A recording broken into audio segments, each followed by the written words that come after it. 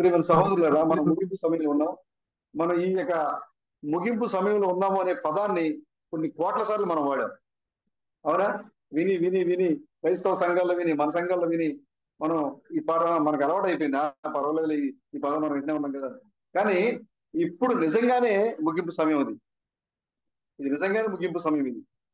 కాబట్టి మెలకువ కలిగి ఉండండి, జాగ్రత్త కలిగి ఉండండి. దానికి కావాల్సిన కార్యాలన్నీ కూడా దేవుడు మన చుట్టూ జరిగిస్తూ వాటిని మనకి హెచ్చరికలుగా ఆయన మనకి వాటిని ఇస్తా ఉన్నారు ఆయన. కాబట్టి నిజంగానే మీరు మరి ఎంత సమయాన్ని ఎరిగి మెలకువగలిగి పేతురు వలె మరి ఈ రాత్రికాల సమయంలో మరి నిద్రాభారం కళ్ళ భారంతో మీరు ఉండకుండా మెలకువ కలిగి యేసుక్రీస్తు చెప్పారు కాబట్టి మెలకువ కలిగి ఆ యజమాడు ఎప్పుడు వస్తాడో మీకు తెలియదు కాబట్టి మెలకువ కలిగి మీరు ప్రభు యొక్క సన్నిధిలో వేచి ఉండాలని, మెలకువ కలిగి ఉండాలని నేను కోరుకుంటూ ఉన్నాను. హల్లెలూయా. చూడండి, మీరు వినే ఉంటారు, ఇప్పుడు 266వ పోప్, అతని పేరేంటి? Pope Francis. ఆయన పేరు అసలు పోప్ ఫ్రాన్సిస్ కాదు. వాళ్ళు పోప్ అయినప్పుడు, పోపుగా వాళ్ళు ఎప్పుడైతే ఎన్నిక చేయబడతారో ఆ పోపు అంటే కార్డినల్స్ 250 మంది వరకు, 55 మంది వరకు దేశవ్యాప్తంగా కార్డినల్స్ ఉన్నారు. ఈ కార్డినల్స్ అందరూ కూడా ఆ పోపుని ఎన్నుకుంటారు. పోపుని ఎన్నుకున్నప్పుడు అంతకు ముందు ఉన్న పేరు వేరే పోపుది. పోపు ఆయన కార్డినల్ గా ఉండి, సీనియర్ కార్డినల్ గా ఉండి అతను పోపుగా ఎన్నుకున్న తర్వాత పేరు మార్చుకుంటాడు. అతను మార్చుకునేటప్పుడు ఒక రాజ్య సంబంధమైన పేరుని కానీ, లేదంటే తనకంటే ముందుగా ఎవరైతే ఈ లోకానికి వచ్చి చనిపోయారో, లేదా ఒక పుణ్యమైన లేదా ఒక పునీతులకు ఒక పరిశుద్ధమైన వ్యక్తి యొక్క పేరుని వాళ్ళు మళ్ళా దాన్ని పెట్టుకుంటారు. అలాగే ఈ యొక్క ఫ్రాన్సిస్ కూడా అంతకు ముందు అతని పేరు వేరే ఉంది. ఆ పేరు ఏదో నేను డైరీలో రాసాను. జార్జ్ మారియో బొర్గోగ్లియో ఉంది ఆయన పేరు. ఈ ఫ్రాన్సిస్ పేరు జార్జ్ మారియో బొర్గోగ్లియో అనే పేరు అయింది. ఆయన పోప్ అయిన తర్వాత ఫ్రాన్సిస్ అని మార్చుకున్నాడు. చూడండి, ఫ్రాన్సిస్ అంటే అర్థం ఏంటంటే శాంతికి కారణమైన వాడు, శాంతి అని అర్థం వచ్చి పేరు పెట్టుకున్నాడు ఆయన కావాలని. ఫ్రాన్సిస్ అంటే శాంతికి కారణమైన వాడు, లేదా శాంతిని స్థాపించడానికి వచ్చిన వాడు, శాంతికి మూలమైన వాడు అని అర్థం వచ్చి పేరుని పెట్టుకుని కావాలని. ఆ ఫ్రాన్సిస్ అనే పేరు కూడా మనం చూస్తే, హిస్టరీలో చూస్తే చాలా హిస్టరీ ఇచ్చారు దాన్ని. అదంతా మనకి చెప్పడం మనకి అవసరం లేదు. అతని యొక్క నేపథ్యం మనకి అట్లా అంతగా మనకు అవసరం లేదు. కానీ చూడండి, ఎందుకు అతను ఫ్రాన్సిస్ అని పెట్టుకోడంటే శాంతి చేయాలి, శాంతిగా ఉండాలి, ప్రపంచం శాంతితో ఉండాలి అని అర్థం వచ్చేలాగా ఆ పేరుని మార్చుకున్నాడు అతను. బోర్గో గ్లియో అనే పేరు నుండి ఫ్రాన్సిస్ గా అంటే శాంతిని తెచ్చేవాడిగా తన పేరును మార్చుకున్నాడు. శాంతిని అనేక మందికి శాంతిని సమకూర్చేవాడు ఎవరండి? దానియేలు గ్రంథం 9వ అధ్యాయం మనం చూస్తే అనేకుల మధ్య సంధి చేసేవాడు, అనేకుల మధ్య శాంతిని కూర్చేవాడు ఎవరు చెప్పాలి? సాతాను. శాంతి ఒప్పందం చేసేది ఎవరు? సాతాను. ఇప్పుడు పోప్ ఫ్రాన్సిస్ కూడా పేర్లు మార్చుకున్నాడు. పేర్లు మార్చుకుని కొత్త పేరుతో వాళ్ళు పోపుగా వాళ్ళు ప్రమాణ స్వీకారం చేసే సమయంలో కొత్త పేరుతో వాళ్ళు ప్రమాణ స్వీకారం చేస్తారు. ఆ తర్వాత తన కొత్త పేరుని ప్రకటించుకుంటారు. చూడండి, అసలు ఎక్కడ కూడా ప్రభుకి మాదిరిని వాడు ఎక్కడ విడిచిపెట్టలేదు. కొత్త పేరు పోపు, వాడు అధికారం సింహాసనం కూర్చున్నప్పటికి ఏం పేరు వచ్చింది? కొత్త పేరు వచ్చింది. ముద్రలు మొదటి ముద్రలు క్రీస్తు గారు ఏం చెప్పారు? యేసుక్రీస్తు ఈ లోకంలో ఉన్నప్పుడు ఆయన విమోచకుడిగా ఉన్నాడు. ఆయన అవునా, మరణమును పాతాళమును జయించి ఆయన ఉన్నతమునికి ఆరోహణమైనప్పుడు ఒక కొత్త పేరు పొందుకున్నాడు, ఉరుముల్లో బయలుపరచబడింది. అంటే ఒక స్థితి నుంచి ఆయన ఉన్నతమైన స్థితికి వెళ్తే ఏమైపోయింది? పేరు మారింది.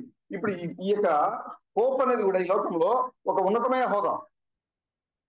ఈ కేథలిక్ సంఘాల్లో ఈ పోప్ అనేది ఒక ఉన్నతమైన హోదా. ఎలాంటి హోదా అంటే ప్రపంచంలో ఉన్న దేశాధిపతులలో సంపన్నుల కంటే ఏ వ్యక్తికి లేని ఒక హోదా, ఏ వ్యక్తికి లేని ఒక సెక్యూరిటీ కేవలం పోపుకి మాత్రమే ఉంటుంది. సెక్యూరిటీ కూడా అంత పెద్ద హోదా, అది ఒక ఉన్నతమైన స్థితి. అది అప్పటి వరకు అతను ఏదో ఒక పేరుతో పిలువబడతాడు, కానీ ఎప్పుడైతే ఆ హోదాకి వచ్చాడో ఏం చేస్తున్నాడు?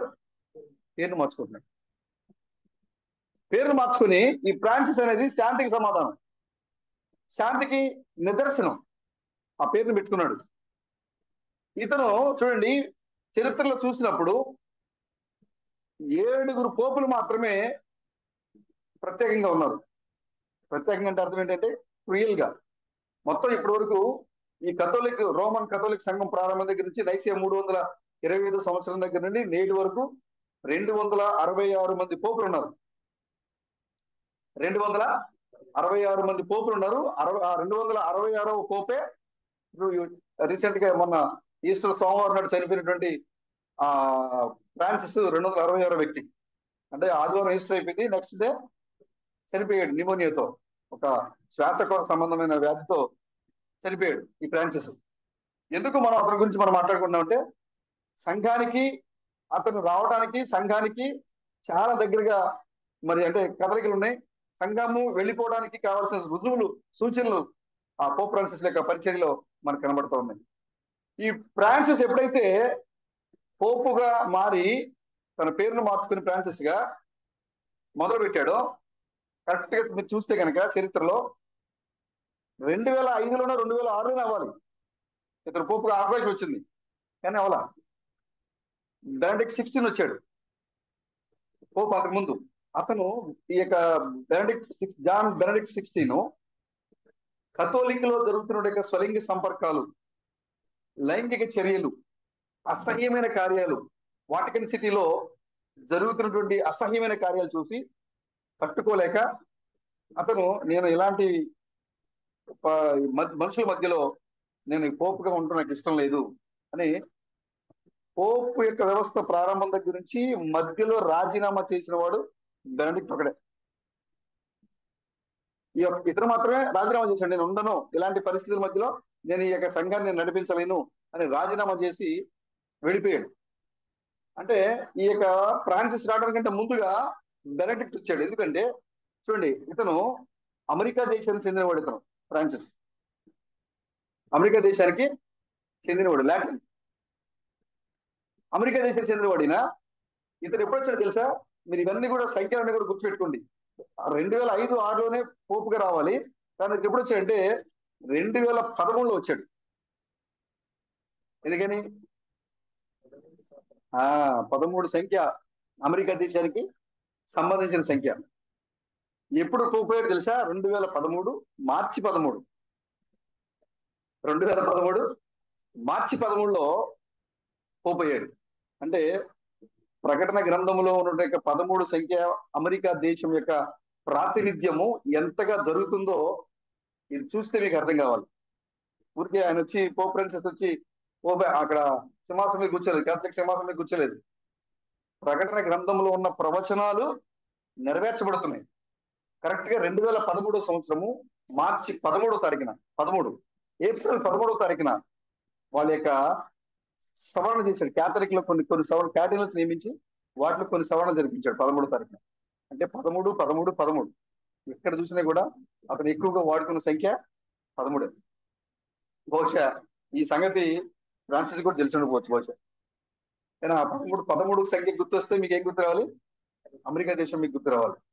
అమెరికా దేశానికి చెందినవాడు కాబట్టి 2013 సంవత్సరం 2005లోనే అవ్వాలి. 2005లోనే అతను పోపు అవ్వాలి. కానీ అప్పుడు ఆటంకాన్ని ఏర్పరిచే దేవుడు అతను అమెరికా నుంచి వస్తున్నాడు కాబట్టి ఆ అమెరికా సంఖ్య 13 కాబట్టి 2013 అంటే మనం గ్రహించడానికి, తన సంఘము సులువుగా గ్రహించడానికి దేవుడు 2013 వరకు ఆపి 2013 మార్చి 11 అతనే పోపుగా దేవుడు అతను అనుమతించాడు. అతను ఆ కథలిక్ సంఘం మీద అధికారం తీసుకున్నాడు.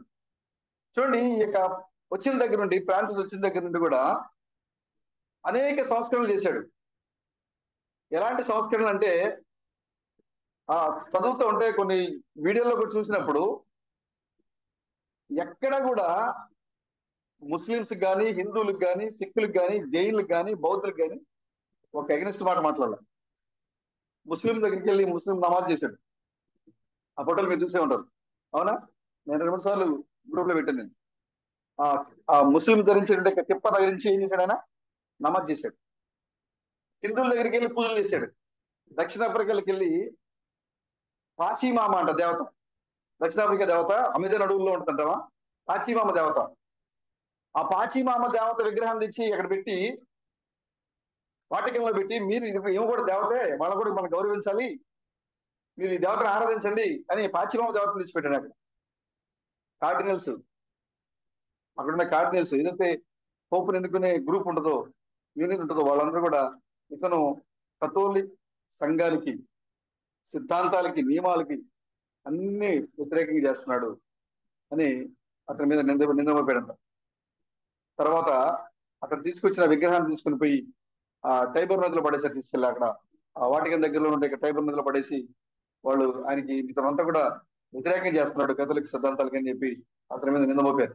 ఎందుకు అలా ప్రవర్తిస్తున్నాడంటే, అది నేను కూడా అప్పుడు అనుకుంది, ఏంటి కొన్ని ఆ బైబిల్ నిషేధించిన జాబితాలో పర్వాలేదు, మీరు నమ్మకపోయినా పర్వాలేదు అంటాడు. హిందువుల దగ్గరికి వెళ్ళి మీరు హిందువుల్ని నేను వివేకానంద భక్తుడిని, వివేకానంద ఫాలోవర్ అని చెప్పాడు. పోప్ ఫ్రాన్సిస్ స్వామి వివేకానంద నేను ఫాలోవర్ అని చెప్పాడు, బహిరంగ ప్రకటించాడు, స్టేట్మెంట్ ఇచ్చాడు. ఆయన పక్కగా హిందువులకు సంబంధించిన వాటికి కూడా అతను స్వామి వివేకానంద సపోర్ట్ చేసిన వ్యక్తులను సపోర్ట్ చేశాడు. జైన్ల దగ్గరికి వెళ్ళాడు, సిక్ దగ్గరికి వెళ్ళాడు, ముస్లిం దగ్గర. అంటే ఆయన ఏమంటాడంటే సర్వమత సమ్మేళనం, సర్వమత సమ్మేళనం దీని అన్నిటికీ మద్దతు ఇచ్చాడు. అంతేకాకుండా స్వలింగ సంపర్కులకి అందరూ అన్ని దేశాలు ఖండిస్తూ ఉంటే ఇతను మాత్రం మద్దతు ఇచ్చాడు. వాళ్ళకి మనం వ్యతిరేకం కాదు, అది వాళ్ళకి ఇష్టం, అది వాళ్ళు ఎలాగైనా తీసుకునేవ్వండి అని మద్దతు ఇచ్చాడు. COVID-19 లో ఉన్న వ్యాక్సిన్ వాళ్ళు తెలుసుగా, మీరు విని ఉంటారు కదా, వ్యాక్సిన్ ఎలా తయారు చేశారు? కణాలతో తయారు చేశారు. కోవిడ్ అంటే మన కణాలను ఏదైతే చంపుతుందో దానికి యాంటీ కణాలు తయారు చేశారు. ఎక్కడ నుంచి తీసుకున్నారు దాన్ని? ఏదైతే అబార్షన్ చేసిన ద్వారా వచ్చినప్పుడు పిండాలు ఉంటాయో ఆ పిండాల్లో ఉన్న కణాలను తీసుకుని కోవిడ్ వ్యాక్సిన్ తయారు చేసింది. ఈ కథోలిక్స్ అబార్షన్ వాళ్ళు అంగీకరించరు, అబార్షన్ ద్వారా జరిగే దేని కూడా వాళ్ళు అంగీకరించరు. కానీ మీరందరూ కూడా ఆ కథోలిక్స్ అప్పుడే స్టేట్మెంట్ ఇచ్చారు, క్యాథలిక్ సంఘంలో ఉన్న ఎవ్వరు కూడా COVID-19 వ్యాక్సిన్ వేసుకోవద్దు, అది మనకు విరుద్ధము, అబార్షన్ ద్వారా తయారు చేసిన కణం ద్వారా వ్యాక్సిన్ తయారు చేశారు కాబట్టి దానికి మన విరుద్ధం, మీరు వేసుకోవద్దు అని వాళ్ళ నియమాల ప్రకారంగా అన్ని కేథలిక్ సంఘాలకు వాళ్ళు ఆదేశాలు జారీ చేస్తే, పోప్ మాత్రం దానికి భిన్నంగా వాళ్ళు చెప్తూ ఉంటే నాకు వచ్చారు, నిజే కదా, దానికి భిన్నంగా స్టేట్మెంట్ ఇచ్చాడు. మీరు COVID-19 వ్యాక్సిన్ వేసుకోండి, ఎందుకంటే ఆ కోవిడ్ వల్ల అనేక మంది చనిపోతున్నారు కాబట్టి ఆ వ్యాక్సిన్ మీరు వేసుకోండి అని ఆ కేథలిక్ సిద్ధాంతాలకు వ్యతిరేకంగా ఉల్లంఘించి మాట్లాడారు. అంటే చూడండి, ఈ యొక్క పోప్ ఫ్రాన్సిస్ అన్ని అంటే దరిదాపుగా ఆయన మీద 7-8 రకాల నేరాలు మోపారు ఫ్రాన్సిస్ మీద. ఇవన్నీ కూడా మనం పరిశీలన చేసినప్పుడు, అంతేకాకుండా నేను చనిపోయిన తర్వాత, మామూలుగా అయితే చనిపోతే వాటికన్ లో సెయింట్ పీటర్ బసిలికా అనే ఒక ప్రాంతంలో పోపుల్ని ఖననం చేస్తారు, అంటే సమాధి చేస్తారు. కానీ ఈయన నేను చనిపోయిన తర్వాత ఇక్కడ పాతి పెట్టిన ఈ పోపుల మధ్యలో నన్ను మీరు సమాధి చేయొద్దు, నన్ను వాటికన్ సిటీకి గోడలకి అవతల, అంటే వాటికన్ సంబంధం లేకుండా గోడకి అవతల నన్ను ఖననం చేయండి, ఇంకో పలానా చోట నన్ను ఖననం చేయండి అని ఒక పేరు చెప్పాడు. అదే సెయింట్ మేరీ మేజర్ బసిలికా అనే ఒక ప్రాంతానికి అతను సమాధులు చేపట్టాడు. నిన్న 21వ తారీఖున చనిపోతే నిన్న 26వ తారీఖు అంటే దాదాపుగా 5 రోజుల పాటు ఆయన దేహాన్ని మరి చూడడానికి సందర్శనార్థం ఉంచారు. దరిదాపుగా 50-60 దేశాల ప్రతినిధులు ఆయన శరీరాన్ని చూడడానికి అక్కడికి వెళ్ళారు. ఆయన తీసుకుని వెళ్తా ఉంటే 1,50,000 నుంచి 2 లక్షల మంది జనాభా ఆ యొక్క ఆయన శరీరాన్ని చూడడానికి లైన్లో నుంచున్నారంట. మన ఇండియా దేశం నుంచి మన భారత రాష్ట్రపతి ద్రౌపది ముర్ము కూడా వెళ్ళారు ఇక్కడి నుంచి. అంతేకాకుండా చూడండి, అతని పేరే ఫ్రాన్సిస్, అంటే అర్థం ఏంటి? శాంతి. అక్కడ సందర్శనార్థం ఉంచినటువంటి ఫ్రాన్సిస్ యొక్క శరీరము అక్కడ శవపేటికలో పెట్టబడి అక్కడ ఉంది. మరొక పక్కన ఇవన్నీ మీరు చూసే ఉంటారు, టీవీలో పేపర్లో చూసి చాలా హల్చల్ చేసింది. అక్కడ ఆ శవపేటిక ఉంది అక్కడ ఫ్రాన్సిస్ది. ఇటువైపున ట్రంప్, జెలెన్స్కీ, పుతిన్ విడివిడిగా సమావేశం అయ్యారు. ఎందుకే అంటే శాంతి కోసం, శాంతి ఒప్పందం. ఈరోజు పేపర్లో కూడా మీరు కావాలంటే ఈనాడులో కూడా వచ్చింది, ఈరోజు చూడండి. అక్కడ ఖననం జరిగేటువంటి శరీరం అక్కడ ఉంది, దాని దగ్గరలో ట్రంప్ కూర్చొని వీళ్ళిద్దరితో శాంతి ఒప్పందాలు చేస్తున్నాడు. ఆయన చెప్తున్నాడు, మీ ఇద్దరి మధ్యలో ఇప్పుడు కనుక మీరు ఒప్పుకోకపోతే ఎన్నటికీ మేము శాంతి ఒప్పందం మీ మధ్యలోకి మేము రాం అని పోపు సారీ ట్రంప్ వాళ్ళిద్దరికి హెచ్చరికలు జారీ చేశాడు. అసలు పుతిన్ మాట వినేలా కనబట్టలేదు. జెలెన్స్కీ మీరు కనుక ఇప్పుడు ఈ శాంతి ఒప్పందాన్ని మీరు ఒప్పుకోకపోతే మేము మాత్రం మీ మధ్యలోనికి రాము అని తేల్చి చెప్పాడు నిన్న. అక్కడేమో శవం ఉంది, ఇక్కడ ఏం జరుగుతుంది? శాంతి జరుగుతుంది, శాంతి ఒప్పందం జరుగుతుంది. రష్యాకి ఆ యొక్క ఉక్రెయిన్కి మధ్యలో ట్రంప్ వచ్చి, అంతేకాకుండా కొన్ని యునైటెడ్ దేశాలు, యూరోపియన్ దేశాలు ఇవన్నీ కూడా అక్కడికి వచ్చినాయి. దరిదాపుగా 50 నుంచి 60 వరకు దేశాధినేతలు అక్కడికి వచ్చారు. ఇదంతా కూడా ఎందుకంటే మేమందరం కలిసే ఉన్నాము, మేమంతా కలిసే ఉన్నాము అని ఒక ఐక్యతను చెప్పడానికి, ఒక సూచన చెప్పడానికి అక్కడికి వివిధ దేశాల నుంచి అందరూ అక్కడికి వచ్చి ఆ అంత్యక్రియల్లో పాల్గొన్నారు. అక్కడ పోప్ ఫ్రాన్సిస్ యొక్క చివరి కార్యక్రమంలో వాళ్ళందరూ పాల్గొన్నారు. అంటే చూడండి, ఈ పోప్ ఫ్రాన్సిస్ యొక్క ఆ జీవితము లేదా పోప్ ఫ్రాన్సిస్ యొక్క పరిచర్య ఖచ్చితంగా పెళ్లి కుమార్తెకు ఒక హెచ్చరిక. 2013లో ఆయన పోపుగా రావడము, 2013 మార్చి 13వ తారీఖున, ఇవన్నీ కూడా ఒక హెచ్చరికలు లాంటివి ఇవన్నీ కూడా. అంతేకాకుండా అంతకు ముందు ఉన్నటువంటి పోపులు అందరికంటే ఒక భిన్నమైన జీవితాన్ని జీవించాడు ఆయన. సర్వమత సమ్మేళనంగా, అంటే మిగతా వాళ్ళందరూ కూడా ఒకటే అనే విధంగా తను మరి ప్రపంచాన్ని నడిపించాడు. అంతేకాకుండా అదేం చెప్పాడంటే, చనిపోయేటప్పుడు నన్ను వాటికన్ లో పాతిపెట్టొద్దు, నన్ను సెయింట్ మేరీ మేజర్ బాసిలిక్ అనే ప్రాంతంలో నన్ను పాతిపెట్టండి అని చెప్పారు. నాకు అర్థం కాల. అంతేకాకుండా నన్ను ఎవరు హోదా కలిగిన వారు నన్ను ఎవరు పట్టుకోవద్దు, చనిపోయిన తర్వాత నన్ను ఎవరు పట్టుకోవాలి? వలసదారులు, ఖైదీలు, పేదలు, అమాయకులు సాధారణంగా ఉండే ప్రజలే. గొప్పగా నన్ను సమాధి చేయాలని కోరుకుంటుంది. నా సమాధిని కూడా మీరు అలంకరించొద్దు, నాకు ఎక్కువగా మీరు ఖర్చు చేయొద్దు. ఇతను ఎన్ని వీలునామా రాశాడు. ఆ వీలునామా ప్రకారంగా చాలా సాధారణంగా ఆ మధ్యలో ఆ ఖైదీలు, వలసదారుల చేత వాళ్ళకి నుంచోబెట్టి మరి నిన్న పోప్ ఫ్రాన్సిస్ యొక్క అంతిమ కార్యక్రమాన్ని నిర్వహించారు. చూడండి, ఎందుకు పోప్ ఫ్రాన్సిస్ అందరూ పోపులు పాతిపెట్టే స్థలంలో కాకుండా తనను ఎందుకు గోడ వెలుపల వాటికన్ గోడ, రోమ్ నగరంలోనే వాటికన్ అవతల పక్క ఎందుకు పాతిపెట్టమన్నాడు అని పరిశీలన చేసినప్పుడు ఆల్రెడీ అక్కడ కొంతమంది పోపులు పాతిపెట్టబడారు. వాళ్ళు అతి క్రూరమైన వాళ్ళుగా ఉన్నారు.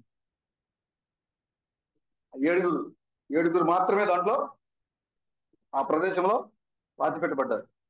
ఆ తర్వాత 1903లో లియో త్రీ అనే ఒక పోపు ఆ ప్రాంతంలో పాతిపెట్టబడ్డాడు. ఇప్పుడు మరలా అంటే సుమారుగా 100 సంవత్సరాలకు పైగా ఇప్పుడు మరలా ఆ ప్రాంతంలో ఎవరు వెళ్ళారు? ఫ్రాన్సిస్ తీసుకెళ్ళారు. అంటే ఇప్పుడు ఇతను నిన్నవాడు ఆల్రెడీ 7 అక్కడ పాతిపెట్టారు, ఇతను 8వ వాడు. చూడండి, ఇవన్నీ కూడా బైబిల్కి సరిగా పోల్చబడినటువంటి. ప్రకటన గ్రంథంలో యోహాను చూసిన దర్శనము, దానియేలు చూసిన దర్శనము, ఇవన్నీ కూడా నెరవేర్చబడుతున్నాయి మా కళ్ళ ఎదుట. వాళ్ళకి అర్థం కాలేదు ఎవరికి. దీన్ని కూడా ఆ కార్డినల్స్ నిన్న ఇది వీలునామా రాశాడు, ఇది మన కథోలిక్ సిద్ధాంతాలకి వ్యతిరేకంగా చేసాడు పనులు. ఇప్పుడు తన యొక్క మరణం తర్వాత కూడా కథోలిక్ సిద్ధాంతాలను ఉల్లంఘించాడు ఇతను అని కార్డినల్స్ రహస్య సమావేశం పెట్టుకుని మరలా కొత్త పోపుని ఎన్నుకోవడం కోసం వాళ్ళు కొన్ని మంత్రాలు జరుపుతున్నారు ఇంకా. అంటే చూడండి, ఈ పోప్ ఫ్రాన్సిస్ ని మిగతా పోపులు పాతిపెట్టిన చోట కాకుండా 8వ వాడిగా, 7 పోపులు ఉన్న చోట 8వ వాడిగా ఒక 100 సంవత్సరాలకు పైబడి 8వ పోపుగా ఆ ప్రాంతంలో దాన్ని పాతిపెట్టారు. అంటే చూడండి, మీరు ఇవన్నీ సాధారణంగా జరిగే కార్యాలే కదా అని మీరు అనుకోవచ్చు, కానీ వీటన్నిటిని గురించి కూడా మరి దానియేలు చక్కగా ముందుగానే మనం చెప్పారు. కానీ దానియేలుకి అర్థం కాల. ఇప్పుడు ప్రకటన గ్రంథంలో యోహాను గారు రాశారు, యోహాను గారికి అర్థం కాలేదు. ఇప్పుడు అవి నిజ రూపాలుగా మన జీవితంలో నెరవేర్చబడడం చూస్తున్నప్పుడు ఖచ్చితంగా మనం వాటిని గ్రహించి తీరాలి. అలలోయ, మనం గ్రహించి తీరాల్సిన అవసరం లేదు, కానీ గ్రహించే స్థితిని దేవుడు మనకి ఇచ్చాడు. ఆమె లేదా మనకు అర్థం కాదు కదా, ఆ గ్రహించే స్థితి, ఆ శక్తి దేవుడు మనకిచ్చాడు. కాబట్టి మనం లోకం పట్టుకునే విషయాలు మనం పట్టుకోగలుగుతున్నాం. కాబట్టి చూడండి, పోప్ ఫ్రాన్సిస్ యొక్క జీవితము ఈ యొక్క చివరి కాల సమయంలో శాంతికి మాత్రమే అది నాందిగా అతను వేశాడు. అతని యొక్క సంపాదన అంతా కూడా పేద ప్రజలకి, శాంతికి, సమాధానానికి అతను మరి ఎక్కువగా వాడినట్లుగా మనం చూస్తూ ఉన్నాం. ఎందుకు అంటే ఆ దానియేలు గ్రంథం చెప్పడం 9వ అధ్యాయం చెప్పబడిన ఆ లోకాన్ని సమాధాన పరిచే రాజు, ఈ లోకానికి రావాలి. అతను వచ్చినప్పుడు లోకాన్ని సమాధాన పరచాలి. అతను ఫ్రాన్సిస్ సమాధాన పరచమే కాదు, చూడండి ఈస్టర్ రోజు కూడా అతని యొక్క ప్రసంగం ఏంటి అన్నారు మీరు? ఈస్టర్ రోజు ప్రసంగం చేశారు కదా. అతను లేవలేని స్థితిలో కూడా వీల్ చైర్ లో తీసుకొచ్చారు బయటకు. ఈస్టర్ రోజు ఆదివారం నాడు ప్రసంగం చేశాడు. ఏంటి అంటే, నేను గాజా ఇజ్రాయెల్ మధ్య శాంతిని కోరుకుంటాను, నేను వాళ్ళ మధ్యలో యుద్ధం ఉండకూడదు అనుకుంటాను, నేను ఆ శాంతి ఒప్పందం జరగాలని నేను కోరుకుంటున్నా అని ప్రసంగం చేశాను. చివరికి అతను చనిపోయిన తర్వాత కూడా అతను డెడ్ బాడీ దగ్గర శాంతి ఒప్పందం జరిగింది. ఎందుకు ఈ విధంగా మరి జరుగుతూ ఉంది ఒకసారి మీరు పరిశీలన చేయండి. ఊరికే మిగతా లోకస్తుల మాదిరిగానే టీవీలో పేపర్లు చూసి ఓహో ఇలా జరిగిందని వదిలిపెట్టే విధంగా మీరు వదిలిపెట్టేస్తే మీరు వాక్యాన్ని పట్టుకోలేరు మీరు.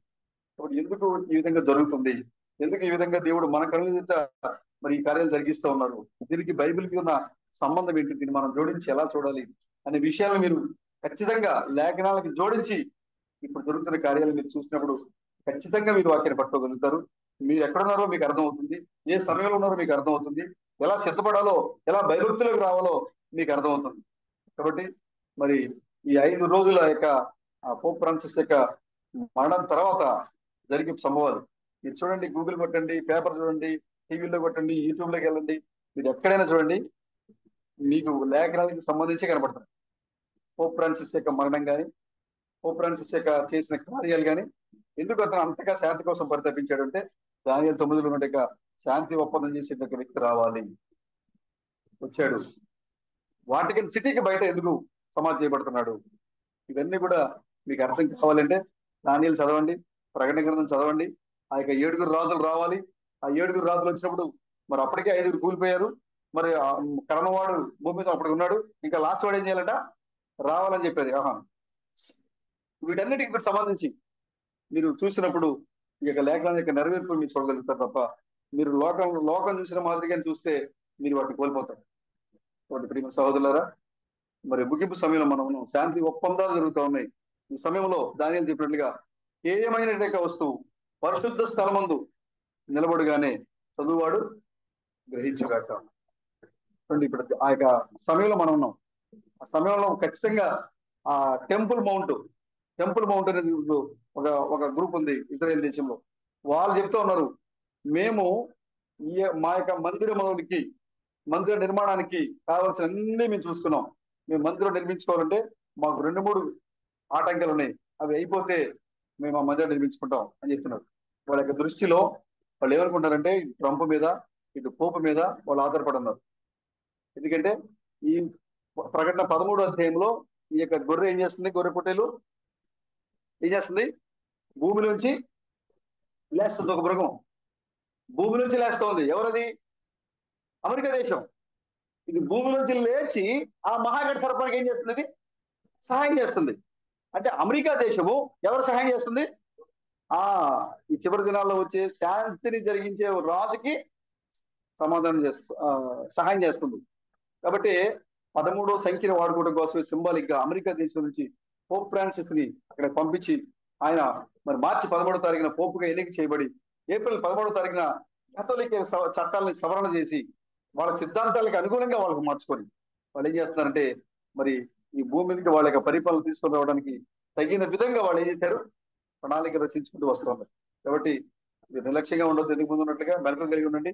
ముగింపు సభలో ఉండమని ఎరిగి మీ యొక్క ప్రార్థన ప్రభు ఏ విధంగా అయితే రాబోయే దాన్ని చూసి ఏ విధంగా అయితే ప్రార్థన చేశారో మీరు కూడా అదే విధంగా మీ యొక్క ప్రార్థన వ్యక్తిగతంగా దేవుడితో గడపాలని నేను కోరుకుంటున్నాను. హల్లెలూయా. చూడండి, ఒక మాట చూద్దాం. ఈరోజు నేను చిన్న మాట కొన్ని మాటలు మాట్లాడదాం అనుకుంటున్నాను, కొన్ని మాటలు మాత్రమే.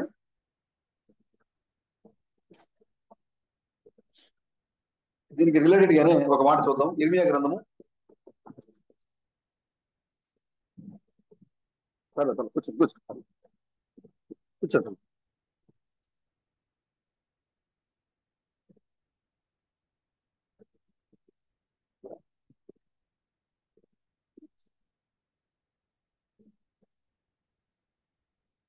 ఇర్మియా గ్రంథము 6వ అధ్యాయము.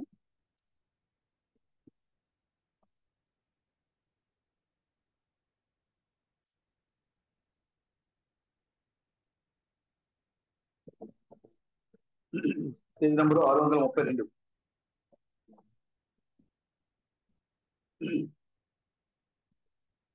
6వ అధ్యాయము 2వ వచనం.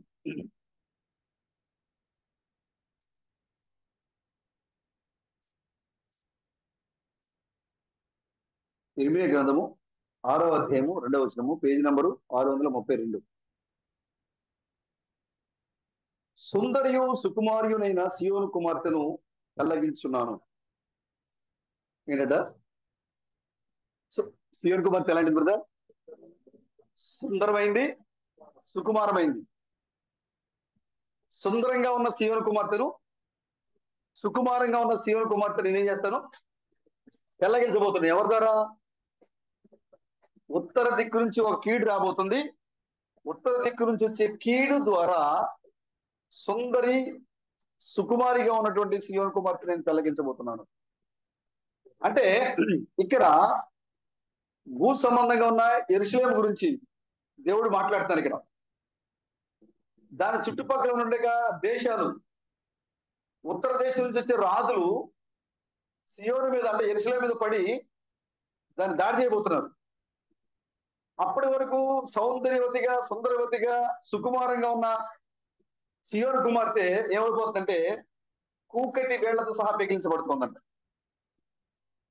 ఇప్పుడు ఇక్కడున్న ఈ సియోను చూడండి, అక్కడ ప్రభువు మానవుడిగా ఈ లోకానికి దిగొస్తే ప్రభుని వాళ్ళు అంగీకరించలేదు.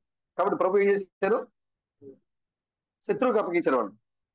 వాళ్ళే మా మా నీ రక్తము మా మీదను మా పిల్లల మీద ఉండుగాక అన్నారు. ఆ యొక్క శాపము ఏం చేసింది? వాళ్ళ శత్రువుకి అప్పగించింది. వాళ్ళు వేసుకున్న శాపమే వాళ్ళ శత్రువుకి అప్పగించింది. అలాగే ఇప్పుడు ఈ సియోను కుమార్తె మధ్యలోనికి మరలా మెస్సయ్య మానవుడిగా ఈ లోకానికి వచ్చాడు. దేవుడు మరలా ఈ సియోను దగ్గరికి మానవుడిగా దిగి వస్తే అక్కడ ఆ సియోను, భూ సంబంధమైన ఆ సియోను ఎలాగైతే ద్వేషించినప్పుడు దేవుడు దాన్ని కూకటి వేళ్లతో పెకిలించి వేశాడో, అలాగే ఇప్పుడు ఈ సియోనులోకి దేవుడు మరలా రెండవ రాకడలో మానవుడిగా వచ్చారు. కానీ వీళ్ళు కూడా చేశారు, తిరస్కరించారు, తోసేశారని, అబద్ధికుడు అని చెప్పి అతను అవమానించారు.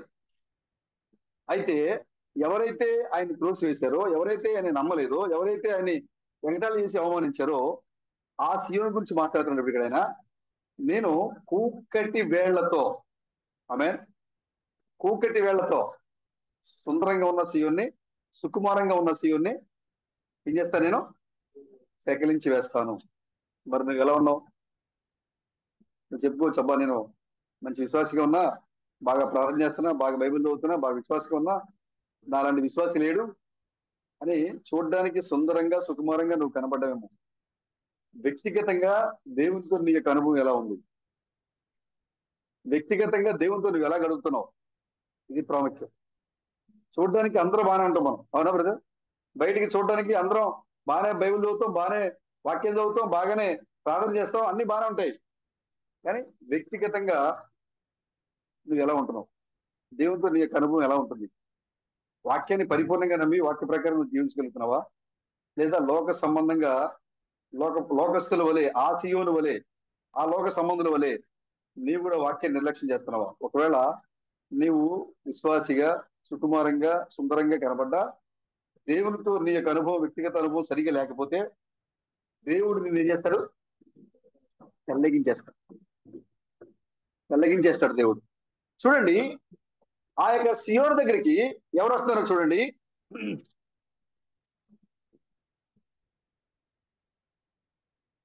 గొర్రెల కాపరులు తమ మందలతో ఆమె వద్దకు వస్తారు. ఆమె చుట్టూ తమ గుడారములను వేయుదురు. ఎక్కడేస్తారంట? గొర్రెల కాపరు వస్తారంట, వచ్చి ఎక్కడేస్తారు? ఆమె చుట్టుపక్కలే వేస్తారంట. ఏంటి? గుడారాలు. ఆమె చుట్టుపక్కల గుడారాలు వేసి ఆమెను పెకలించడానికి, ఆమెను నిందించడానికి, ఆమెను అవమానించడానికి ఆ సియోను చుట్టుపక్కల గుడారాలు వేసి ఆ కాపర్లు ఏం చేస్తారంటే వాళ్ళకి నచ్చిన చోట, వాళ్ళకి ఇష్టమైన చోట, వాళ్ళు అనుకున్న చోట ఈ మందను మేపుతారంట. వాళ్ళు దేవుడు చెప్పిన చోట కాదు, దేవుడు చెప్పమన్న వాక్యం కాదు, దేవుడు బోధించిన వాక్యం కాదు, వీళ్ళకి నచ్చింది, వీళ్ళకి ఇష్టమైంది సంఘానికి ఆహారం పెడతారు. వీళ్ళు ఎక్కడికి వస్తారు? సియోను దగ్గరికి వస్తారు. సియోను చుట్టే గుడారాలు వేస్తారు. సియోన్లోనే ఉంటారు వీళ్ళు. సియోన్లోనే కూడా సంఘాలు కడతారు వీళ్ళు. సియోన్లోనే వాళ్ళు కాపర్లుగా ఉంటారు. సియోన్లోనే వాళ్ళు మందరం మేపుతూ ఉంటారు. సియోన్లోనే ఉంటారు వాళ్ళు అక్కడ. కానీ దేవుని వాక్యాన్ని బోధించిన వాళ్ళు ఎంత జాగ్రత్తగా ఉన్నారు సోదరులారా. సియోన్లోకి వస్తారు, సియోన్లో ఉంటారు. గుడారం ఎక్కడ ఉంటది? సియోన్లోనే ఉంటది. కానీ వాళ్ళకి నచ్చినట్లుగా, దేవుడు చెప్పినట్టుగా కాదు, తమ కాపర్లకి నచ్చినట్లుగా, మందల కాపరికి ఏది నచ్చుద్దో ఆ బోధని. అంటే ఇప్పుడు ఈ యొక్క సియోన్లో ఉన్న పెళ్లి కుమార్తె ఎంత జాగ్రత్తగా ఉండాలి.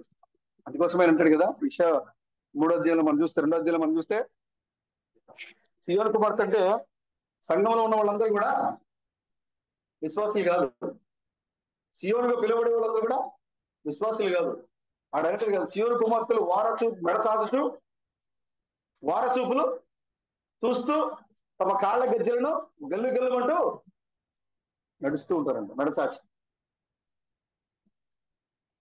సియోను కుమార్తెలే. సంఘంలో ఉన్న వాళ్ళందరూ కూడా విశ్వాసులు కాదు. సంఘంలో ఉన్న వాళ్ళందరూ కూడా ఎత్తబడేవారు కాదు. చాలా అల్ప సంఖ్య, బహు తక్కువ సంఖ్య ఎత్తబడే వాళ్ళు ఉండరు. ఇక్కడ కూర్చున్న వాళ్ళందరిలో ఎవరు దేవునితో వ్యక్తిగత అనుభవం ఉందో తెలియదండి. అందరు సీఎంలో ఉన్నారు, అందరు సీఎంలోనే ఉన్నారు. కానీ దేవుడు ఈ సీఎం ఏం చేయబోతున్నాడు? కదిలించబోతున్నాడు. భూమిని ఆకాశాన్ని, ఇదిగో నేను మరొకసారి భూమిని ఆకాశాన్ని సముద్రాన్ని కదిలించబోతున్నాం. అప్పుడు అన్ని జనులందరూ తమకు ఇష్టమైనటువంటి ఏం చేస్తారంట? అంటే అనేక చోట్ల నుంచి వస్తారు. ఇప్పుడు దేవుడు కదిలించబోతున్నాడు ఈ లోకాన్ని. ఎలా అంటే తన వాక్యం ద్వారా కదిలించబోతున్నాడు దేవుడు.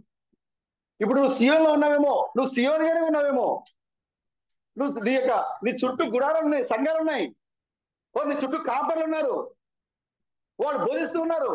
కానీ వాళ్ళు బోధించే బోధ దేవునికి ఇష్టమైన బోధ కాదు, వాళ్ళకి నచ్చిన బోధ. వాళ్ళకి నచ్చిన బోధని సంఘంలో బోధించి వాళ్ళు అదే నిజమైన బోధ, ఇదే నిజమైన మార్గము, ఇదే అని వాళ్ళు చెప్తున్నారు. అందుకోసం దాన్ని చదువుకుంటూ వెళ్తే లాస్ట్ లో మనకి ఏర్పడుతుంది కదా, మీరు పితరుల మార్గాన్ని ఎక్కడ చూడండి, పురాతనమైన మార్గాన్ని మీరు కనుగొనండి అని చెప్తారు అక్కడ దేవుడు. అయ్యాక కాపరు చూడండి ఏం చేస్తారో,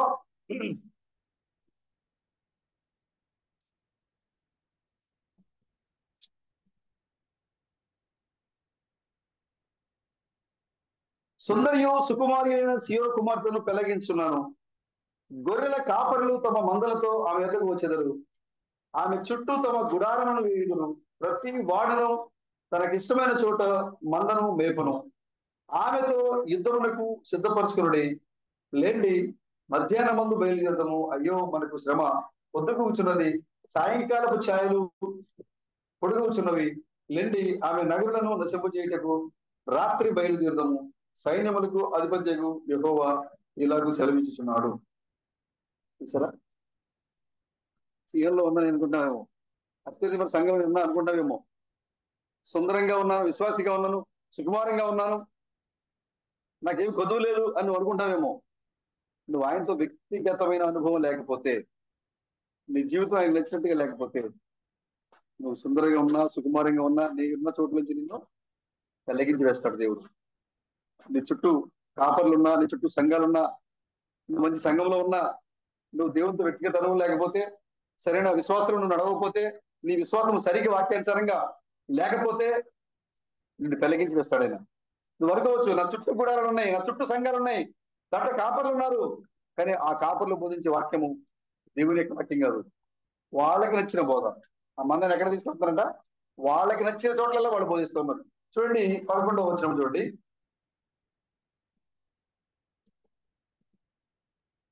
11వ వచనంలో, కావున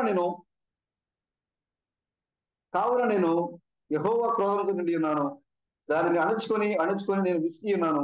ఒకడు తప్పకుండా వీధిలో ఉన్న పసి పిల్లల మీదను యవనుల గుంపు మీదను దాన్ని కుమ్మరించవలసి వచ్చాను. భార్య భర్తలను, వయస్సు మీరిన వారును, వృద్ధులను పట్టుకొనబడెదరు. ఏమీ మిగలకుండా వారి ఇల్లును, వారి పొలములను, వారి భార్యలను ఇతరులకు అప్పగింపబడెదరు. ఈ దేశ నివాసుల మీద నేను నా చెయ్యి చాపుచున్నాను. ఇదే యెహోవాకు. అల్పులేమి గనులేమి వారందరూ మోసము చేసి దోచుకుని వారు, ప్రవక్తలేమి, యాజకులేమి అందరూ వంచకులు. చూడండి వాళ్ళు ఏమో చేస్తారు చూడండి. వీళ్ళు సియోన్లోనే ఉన్నారు. వీళ్ళు సియోన్ చుట్టూ గుడారాలు వేసుకునే ఉన్నారు. వాళ్ళు ఏమో చేస్తారు చూడండి. 13 వచనం. అల్పులనేమి గనులనేమి వారందరూ మోసము చేసి దోచుకుని వారు, ప్రవక్తలనేమి యాజకులేమి అందరూ వంచకులు. సమాధానము లేని సమయమున సమాధానము సమాధానం అని చెప్పుచు నా ప్రజలకున్న గాయమును పై పైన మాత్రమే బాగు చేయుదురు. చూసారా, సమాధానం లేని సమయంలో. ఇప్పుడు దేవుడు సమాధానంగా ఉన్నాడు. ఇప్పుడు ఉన్నారు కదా, లేడు. ఇది తీర్పు సమయం. ఇది యెహోవా యొక్క దినం. ఇది యెహోవా ప్రతిదిన దినం. ఈ సమయంలో నువ్వు భయభక్తులకు రా, లేదా నాశనం అయిపోతావు అని వర్తమానికుడు కావాలి. అలా భయభక్తులకు వినిపించే వర్తమానికుడు అవసరం మనకి. కానీ ఇప్పుడు సియోన్లో ఉన్న వర్తమానికులు ఎలాంటి వారంటే వంచకులు, మోసగాళ్ళు. వంచకులు, మోసగాళ్ళు, దోచుకునేవారు వీళ్ళు. వీళ్ళు జనుల యొక్క గాయములను పై పైన మాత్రమే కడతారు వీళ్ళు. ఎందుకంటే గట్టిగా కడితే మర్ర రారేమో. సతీష్ గారిని గట్టిగా గద్దిస్తే మళ్ళీ అదొక ప్రాంతం రారేమో. ఆయన రమేష్ గారు గట్టిగా చెప్తే మళ్ళీ ఆయన తప్పుగా అర్థం చేసుకుంటాడేమో. ఆ సిస్టర్ గురించి చెప్తే ఆ తప్పుగా అర్థం చేసుకుంటుందేమో, మళ్ళీ సంఘానికి రాదేమో అని పై పైన మాత్రమే బోధించే బోధకులు ఉన్నారు ఇప్పుడు సీఎంలో. వాళ్ళు ఏం చేస్తారంటే తమకు ఇష్టమైన చోట నీకు ఆహారం పెడతారు, కానీ నీకు కావాల్సింది దేవుడు నీకు ఇచ్చేది నీకు పెట్టరాదు. సమాధానం లేని సమయమున, ఇప్పుడు సమాధానం లేదు సంఘంలో. ఈ తీర్పు ప్రజల కాలం. ఇది ఆధారకర్త వచ్చి మళ్ళీ ఏం చేయాలి? నీతిని గురించి, తీర్పుని గురించి ఒప్పింపజేయాలి. నువ్వు ఇలా ఉండాలి, ఇలా ఉండకపోతే నాశనం అయిపోతావు. ఇదిగో దేవుని తీర్పు వస్తుంది, ఓ ఆ తీర్పు వస్తే ఎలా ఉంటుంది అని సర్వ సత్యములో నడిపించే వర్తమానికుడు రావాలి. నీకు ఆహారం ఎక్కడైతే ఉందో నిన్ను అక్కడ నడిపించే వర్తమానికుడు రావాలి. గుడారాలు కట్టి నేను అక్కడే ఉంచి తనకు నచ్చిన బోధన చేసే వర్తమానికుడు కాదు నీకు కావాల్సింది. ఆ బోధకులు ఏం చేస్తారంటే వాళ్ళు ప్రవక్తలైనా యాజకులైనా సరే వాళ్ళు మోసగాళ్ళు, వంచకులు. నీ యొక్క గాయాల్ని పై పైన మాత్రమే కడతారు. వాళ్ళు సరిచేయరు. కూడా సోదరుడా, నువ్వు ఈ తప్పులో ఉన్నావు, ఇది తప్పు, ఇది సరి చేసుకో అని చెప్తే నీ హృదయం నొచ్చుకున్నా సరే నువ్వు కనుక నీ గాయాన్ని సరిగా కట్టుకట్టుకుంటే అదేమవుతుంది? స్వస్థత వస్తుంది నీకు, స్వస్థత కలుగుతుంది నీకు.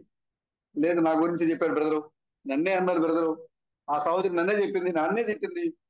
నీ గాయాన్ని పై పైన మాత్రమే కట్టుకట్టుకున్నావు. నీకు నిప్పి కలిగినా సరే, రక్తం కారుతున్నా సరే, నీకు హెచ్చరిక వచ్చినప్పుడు, నీకు స్వస్థత రావాలి అంటే, నువ్వు పరిశుద్ధంగా ఉండాలంటే, నువ్వు పరలోకం వెళ్ళాలంటే నీ గాయానికి కట్టు సరిగా కట్టబడాలి. అందుకోసమే క్రిస్తామస్గా చెప్పారు, మీరు నన్ను ఏమైనా తెచ్చుకోండి, నేను చెప్పాల్సింది ఇదే, అందుకే ఇలాగే చెప్తాను నేను. మీరు వస్తే సంఘానికి సరిగా రండి, లేదంటే మానేయండి. ఇక్కడ జనసంఖ్యను పెంచుకోవట్లే మనం, పెళ్లి కుమార్తెను తయారు చేస్తున్నాం. మనం పెళ్లి కుమార్తె తాను ఏం అవుతుంది? రూపుదిద్దుకుంటుంది. ఇక్కడ మనకి ఇష్టమైన బాధ మనం చేయకూడదు, మనకు నచ్చిన బాధ మనం చేయకూడదు. దేవుడు సంఘానికి ఏది బోధించమన్నాడో అది నీకు నాకు నొప్పి కలిగినా సరే, బాధ కలిగినా సరే, మనసుకి నొప్పి కలిగినా, బాధ కలిగినా సరే, ఖచ్చితంగా ఆ బోధ సంఘం నుంచి రావాల్సిందే. ప్రియమైన సహోదరులారా, మీరు సుందరంగా సుకుమారంగా ఉన్నారేమో, విశ్వాసంగా ఉన్నారేమో, కానీ జాగ్రత్త, మీరు వ్యక్తిగతంగా దేవునితో లేకపోతే మీరు పెళ్లగించబడే సమయం ఇది. ఇది సమాధానం గల సమయం కాదు, దేవుని యొక్క ఉగ్రత వచ్చే సమయం ఇది. ఎంత మీరు వేగంగా బయటికి రాగలిగితే, ఆ ఇద్దరు దూతలు చెరువుతో మాట్లాడుతున్నారు, అయ్యా ఇదిగో దేవుని యొక్క తీర్పు రాకపోతుంది, మీరు అర్జెంట్గా ఎక్కడి నుంచి బయటిరండి అని చెప్పారు లేదా? అలా కాకుండా వాళ్ళే పర్వాలేదులే, దేవుడు నీకోసం మమ్మల్ని పంపించారు కాబట్టి ఇంకొంచెం టైం ఇస్తారులే అని చెప్పలేదు. వాళ్ళు తడవు చేస్తే వాళ్ళు ఏం చేశారు? వాళ్ళకి చేతులు పట్టుకుని బలవంతంగా బయట తీసుకొచ్చారు. ఇది ఆ సమయం, ఇది సమాధానం ఉన్న సమయం కాదు. ఒకవేళ ఆ దూతలు లాక్కెళ్తున్న సమయంలో ఒకవేళ లోతు కిందపడి ఉండొచ్చు, లేకుండొచ్చు, అయినా సరే వాళ్ళకి లోతు మీద ప్రేమ ఉంది. ఏంటంటే ఈ అగ్నిలో ఈ పాపపు మనుషుల మధ్యలో దేవుని యొక్క అబ్రహాం యొక్క కుమారుడు లోతు చనిపోకూడదు అనే ఒక ప్రేమతో ఆ యొక్క దూతలు ఏం చేశారు? వాళ్ళని చీకొట్టుకుని గట్టిగా బయటకు తీసుకెళ్ళి, ఒకవేళ లోతు కూడా అలాగే ఉంటే కనుక ఆ మిగతా సుధమ గుమ్మరుడు యొక్క పరిస్థితి అతను కూడా వచ్చి ఉండేది. కాబట్టి సమాధానం లేని సమయమున ఈ క్రైస్తవ లోకము, సమాధానం లేని సమయమున ఈ అత్యున్నతమైన సంఘమున సహోదరులు కొంతమంది కొన్ని సంఘాల్లో సమాధానం లేని దాంట్లో ఈ సమాధానము సమాధానము సమాధానం అని చెప్పి తమ జనుల యొక్క గాయాల్ని పైన మాత్రమే వాళ్ళు కడతా ఉన్నారు. కాబట్టి అలాంటి సంఘాల్లో కనుక నీ చుట్టూ ఉంటే ఆ సంఘాలు సీయోను కుమార్తె చుట్టూ గూడారాలు వేశారు. గొర్రెలు కాబట్టి ఎక్కడేశారు? సీయోను కుమార్తె చుట్టూ వాళ్ళు గూడారాలు వేసి అక్కడే ఉన్నారు. వాళ్ళు వాళ్ళు తమకి ఇష్టమైన బోధలు చేస్తారు. వాళ్ళు సంఘాన్ని తప్పుదోవ పట్టించే బోధలు చేస్తారు వాళ్ళు. కాబట్టి ప్రియమైన సహోదరులారా, మీ చుట్టూ ఏం జరుగుతుందో గ్రహించండి. దేవుడు ఏ కార్యం జరిగిస్తున్నాడో చూడండి. పోప్ ఫ్రాన్సిస్ యొక్క ఆ పరిస్థితులు మీరు గమనించండి. ఆ దానియేలు 9వ అధ్యాయంలో దేవుడు చివరి అంత్య దినాల్లో ఏం జరుగుతుందని చెప్పారో ఆ కార్యాలు పరిపూర్ణంగా జరుగుతూ ఉన్నాయి. శాంతి సమాధానం అనే పేరుతో వచ్చాడు. ఎందుకు వచ్చాడు? శాంతిని తీసుకొని వచ్చే రాజు రావాలి. చివరికి శవం దగ్గర కూడా శాంతిని పెట్టారు. చర్చలు జరిపారు. అక్కడ ప్రపంచంగా అందరూ శాంతంగా ఉండాలి. 50-60 దేశాల దేశాధినేతలు అక్కడికి వచ్చారు. అందరు కలిశారు. వెళ్ళి అక్కడ దాంట్లో 220 కార్డినల్స్ యొక్క అధ్యక్షతలో 4000 పైగుబడి మరి ఆ యొక్క కథోలిక్ యొక్క మరి ఆ పాస్టర్స్ వాళ్ళందరూ కలిసి ఆ ఖైదీలు వలసదారుల యొక్క చేతుల మీదుగా అతి సామాన్యంగా అతి సాధారణంగా వాటికనికి వెలుపల గోడకి అవలి భాగంలో రోమ్లోనే ఆవలి భాగంలో ఫ్రాన్సిస్ యొక్క అంత్యక్రియలు జరిగించదండి. ఇదంతా కూడా బైబిల్లో చెప్పబడిన నెరవేర్పులు ఇవన్నీ కూడా జనాలకు అర్థం కాల. ఎంత ప్రేమమూర్తి దయామూర్తి ఎంత శాంతంగా కోరుతున్నాడైనా అనుకున్నారు. ఆ తెల్లగూరం మీద స్వారీ చేసుకుంటూ వచ్చాడు. ఎంత ప్రేమగా ఉన్నాడు అనుకున్నారు. కానీ చివరికి వాడి యొక్క ముసుగు తొలగించబడింది. 4వ ముద్రలో వాడు శాంతిగా రాలేదు, సమాధానంతో రాలేదు, క్రీస్తు కాదు, వాడు మరణము అనేది 4వ ముద్ర పగలగొట్టబడినప్పుడు వాడి యొక్క రూపం ఏంటో తెలిసింది, వాడి యొక్క రంగు ఏంటో తెలిసింది. కాబట్టి ఈ లోకాన్ని తన వైపు తిప్పుకోవడం కోసం శాంతి సమాధానము లింగ సంపర్కుల పురుషులు పెళ్లి చేసుకున్నారా?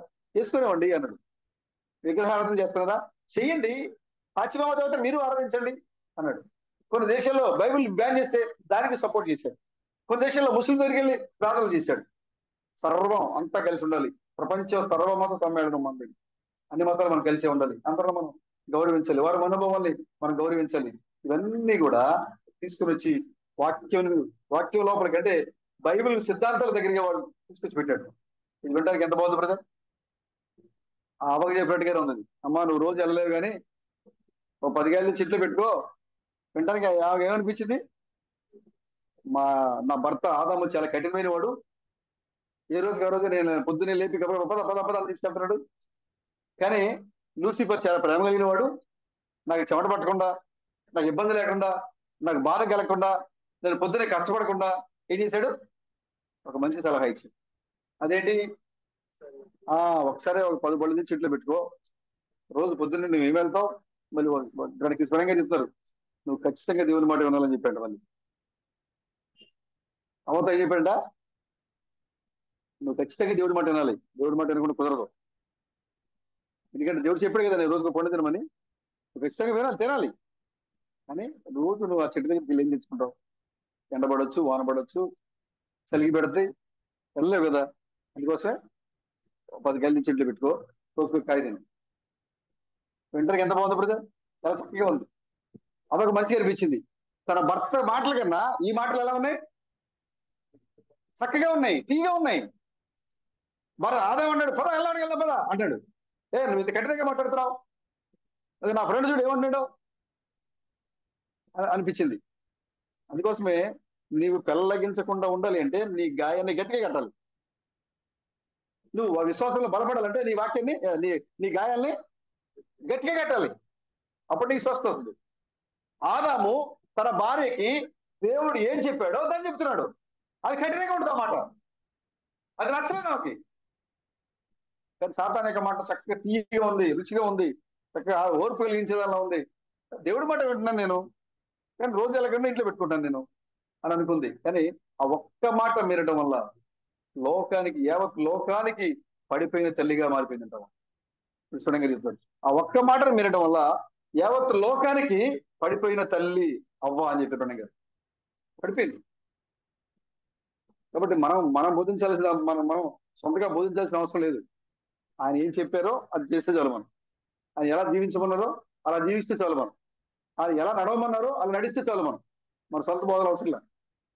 కాబట్టి మనకు దేవుడు జరిగిస్తున్న విషయాల్ని, జరుగుతున్న విషయాల్ని, జరిగిపోయిన విషయాల్ని, మన జీవితంలో దేవుడు లేఖనాలతో ముడిపెట్టిన విషయాల్ని, వీటన్నిటిని కూడా మీరు ఒకసారి పరిశీలించి చూడండి. ఖచ్చితంగా ఇది చివరి కాలమే, సమాధానం ఉన్న కాలం కాదు అది. దేవుడు ఈ లోకాన్ని తన వాక్యము చేత తీర్పు తీర్చేటువంటి సమయం ఇది. కాబట్టి ఆ పోప్ ఫ్రాన్సిస్ యొక్క పరిచర్య లేదా అతని యొక్క జీవితము మీరు పరిశీలన చేయండి, మీరు చదవండి. అతను వచ్చినప్పుడు ఏం జరుగుతోంది, ఏం చేశాడనే విషయాన్ని మీరు స్పష్టంగా చూడగలుగుతారు. ఇంకొక మాట చూడండి, అదే ఇర్మియా గ్రంథంలోనే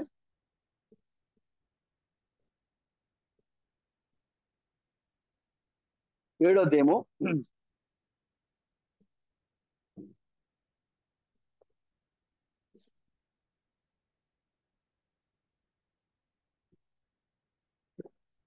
3వ వచనం. 7వ అధ్యాయం 3వ వచనం. సైన్యములకు అధిపతియు ఇశ్రాయేలు యొక్క దేవుడునకు యెహోవా ఇలా సెలవిస్తున్నాడు, నేను ఈ స్థలమున మిమ్మల్ని నివసింపజేయనట్లు మీ మార్గములను మీ క్రియలను దిద్దుకొనుడి. ఆమేన్. ఈ స్థలము యెహోవా ఆలయము, ఈ స్థలము యెహోవా ఆలయము, ఈ స్థలము యెహోవా ఆలయము అని మీరు చెప్పుకొచ్చున్నారే. ఈ మోసకరమైన మాటలు ఆధారం చేసుకొనకుడి. అలా గనక మీ మార్గములను మీ క్రియలను మీరు యథార్థముగా చక్కపరుచుకొని ప్రతి వాడు తమ పొరుగు వారి ఎడల తప్పక న్యాయము జరిగించి పరదేశులను, తండ్రి లేని వారిని, విధవరాండమును బాధింపకయు, ఈ చోటు నిర్దోషత్వం చెందింపకయు, మీకు కీడు కలుగజేయు అన్య దేవతలను అనుసరింపకి ఉండి ఎడల నేను ఉండిన ఎడల ఈ స్థలము తమకు నిత్యముగా ఉండకై పూర్వకాలమున నేను మీ పితలకు ఇచ్చిన దేశమున మిమ్మల్ని కాపురం ఉంచుదును. ఆమేన్. ప్రభుకి స్తోత్రం కలండి. కాక ఏం చెప్తున్నాడు దీనిలో? ఈ స్థలము దేవాలయం, ఈ స్థలము నివాస స్థలము, ఈ స్థలము మందిరము, ఈ స్థలము అని చెప్తూ ఉంటారు. అబద్ధపు మాటలు అంటే మీరు అలాంటి అబద్ధపు మాటల్ని నమ్మకండి. ఈ స్థలము మందిరము, ఈ స్థలం మందిరం, ఈ స్థలం మందిరం, ఈ స్థలం దేవుంది, ఈ స్థలం దేవుంది అని చెప్తూ ఉంటారు. వారి మాటలు మీరు అసలు నమ్మద్దు. మీరు మీ యొక్క మార్గమును చక్కబెట్టుకోండి. మీరు మీ మార్గం చక్కబెట్టుకుంటే ఆ స్థలం ఏదైతే ఉందో, మీ పితరులకు ఇస్తారని చెప్పిన వాగ్దానం ఏదైతే ఉందో, ఆ స్థలం ఏదైతే ఉందో ఆ యొక్క స్థలంలో మిమ్మల్ని నిత్యము నివసించే వారిగా నేను చేస్తాను. మీ మార్గాన్ని మీరు ఏం చేయాలి? చక్కబెట్టుకోండి. మార్గాన్ని చక్కబెట్టుకోవడం అర్థం ఏంటి? దేవుడు చెప్పినట్టుగా నడవడం, దేవుని బోధని అనుసరించడం, దేవుని వాక్యాన్ని మీ కాలంలో దేవుడు ఆ కార్యాన్ని ఎలా జరిగిస్తున్నాడో తెలుసుకొని దాన్ని గమనించడం. ఈ కార్యాలన్నీ కూడా మీరు ఎప్పుడైతే విశ్వాసంతో మీరు నడిపిస్తూ ఉంటారో, ఈ లోకములో ఇది మందిరము, ఈ దేవుని మందిరము, అది దేవుని మందిరము అని చెప్పేటువంటి ఈ మనుషుల మధ్యలో మీకు నిజమైన నివాస స్థలం అది ఎక్కడంటే మన పితరులకు ఇచ్చదని వాగ్దానం చేసిన నివాస స్థలాన్ని దేవుడు నీకు ఇవ్వబోతున్నాడు. హల్లెలూయా. మన పితరులకు దేవుడు వాగ్దానం చేశాడు, ఇదిగో నీకు దావీదు పురాన్ని పూర్వకాలం మొదలుకొని శాశ్వత కాలం వరకు, ఏంటంట పూర్వకాలం మొదలుకొని శాశ్వత కాలం వరకు సియోను పురం అనగా దావీదు పురాన్ని ఇదిగో నేను నీకు నివాసాలుగా ఉండబోతున్నాను. నేను మనకిచ్చిన నివాసస్థలం ఏంటి? దావీదు పురము, సియోను. ఈ సియోను ఎలాంటి సియోను? ఇది మత్స కలంకము డాగు లేని సియోను. ఎక్కడుంది సియోను? తమ మార్గములను దేవుడితో సంబంధాన్ని కలిగి తమ మార్గములను చక్కబెట్టుకున్న సియోను. ఈ సియోను ఎవరైతే తమ మార్గములను చక్కబెట్టుకున్న సియోను ఉంటారు, పెళ్లి కుమార్తె ఉంటుందో, వారు దేవుని యొక్క పురాతన కాలం మొదలుకొని శాశ్వత కాలం వరకు ప్రత్యక్షమవుతున్న యెహోవా యొక్క నివాస స్థలములో, మందిరములో వారు నివాసం చేస్తాం. ఇవన్నీ మనం చేయాలంటే మనం ఏ కాలంలో ఉన్నామో, మనం ఎక్కడ ఉన్నామో మనం ఎవరో తెలుసుకోవాలి. ఇదంతా మనం చెప్పుకునేది ఒకే ఒక విషయం అండి. మీరు ఏ కాలంలో ఉన్నారు, వాక్యం ఎలా నెరవేర్చబడుతుంది, ఇదే మీరు చక్కదిద్దుకోవటం. మీ మార్గాలను చక్కదిద్దుకోవడం అర్థం ఏంటంటే మీరు ఏ కాలంలో ఉన్నారు, దేవుడు మీ కాలంలో లేఖనాలను ఎలా నెరవేరుస్తున్నారు, ఇది మీరు ఎరిగి నడుచుకోవడమే చక్కదిద్దుకోవడం అంటే. ఒకవేళ మీరు అలా కాకుండా మీకు నచ్చినట్టుగా ఉన్నారనుకోండి, మీరు సియోలోనే ఉంటారు, కానీ మీ కాపర్లు వేరే. వాళ్ళు దేవుడు చెప్పిన బోధన బోధించిన వాళ్ళు ఏం బోధిస్తారు? వాళ్ళకి అనుకూలమైన బోధలు, వాళ్ళకి నచ్చిన బోధలు బోధిస్తారు. ఎలా థామస్ గారు క్రీస్తే, కానీ ఆరాధించబడే క్రీస్తు కాదు, ఎందుకంటే వాళ్ళకి నచ్చిన బోధ అది. కానీ ఇక్కడ దేవుడు ఏమై ఉన్నాడో థామస్ గారు క్రీస్తే అన్నప్పుడు ఆయన ఏ క్రీస్తు? యెహోవా ఎలాగైతే యేసుక్రీస్తుగా వచ్చారో, యేసుక్రీస్తు ఎలాగైతే బ్రహ్మంగా వచ్చారో ఆయన మరలా అలాగే వచ్చాడు. ఆయన స్థాయిని తగ్గించడం లేవు మనం ఇక్కడ. ఆయన స్థాయి తగ్గించలేవు. ఆ గుంపులో మనం లేవు ఇక్కడ. కానీ సియోన్లో చాలా గుడారాలు ఉన్నాయి, చాలా మంది కాపర్లు ఉన్నారు, గొర్రెల కాపర్లు. మరి నీ గుడారం ఎక్కడుంది? నీ కాపరి ఎలా నిన్ను నడిపిస్తున్నాడు? నీకు స్వస్థత కలిగే విధంగా నేను గట్టిగా ఖండించి గద్దించి బుద్ధి చెబుతూ నీకు బోధన బోధిస్తున్నాడా? లేదనుకుంటే పర్వాలేదులే, మళ్ళీ వెళ్ళిపోతారేమో, మళ్ళీ రారేమో అని ఆలోచించి పైన మాత్రమే నీకు బోధ చేస్తున్నాడా? ఏ సంఘంలో నీవు ఉన్నావు? ఇది పరిశీలన చేసుకోవటమే నీ మార్గం చక్కగా దిద్దుకోవటం అంటదే. ఇది సమాధానం ఉన్న కాలం కాదు ఇది. ఆ సంఘంలో వాళ్ళు చెప్తారు ఇది సమాధానము, ఆశీర్వాదము, నీకు బాగా ఆశీర్వాదం వస్తుంది, నీ కుటుంబం దీవించబడుతుంది, నీకు ఆ సమస్యలు తగ్గిపోతాయి, నీకు ఈ దీవెనలు వస్తాయి అని చెప్పే సమయం కానే కాదు ఇది. యేసుక్రీస్తు ఏం చెప్పారు? ఒక ఇంట్లో భర్తకి భార్యకి, తల్లిదండ్రులకి బిడ్డలకి ఏం చేస్తాను నేను? విరోధము పెట్టవచ్చు తిని. విరోధం కలిగించే కాలం ఇది. నువ్వు నమ్ముతున్న వాక్యము నీ ఇంట్లో ఇంకొకరు నమ్మరు, విరోధం వస్తుంది. చాలా మంది అన్నారండి ఇదేంటే కుటుంబాన్ని కట్టాలి కానీ, కుటుంబాన్ని కట్టాలి కదా, నేను వచ్చి నువ్వు ఎరగొడతావు ఏంటి? యేసుక్రీస్తు ఎవరు? ఒక ఆయన అంటాడు, ఆ హిందూ, ఆయన కుటుంబాన్ని కట్టేవాడు కాదండి, ఆయన కుటుంబాన్ని ఎడగొట్టేవాడు. ఆయన ఏం చేశాడు? నీ తల్లిదండ్రులు, నీ భార్యలు, బిడ్డలు విడిచిపెట్టి ఆయన గమనించాడు. ఆయన ఎవరైనా బోధిస్తారా?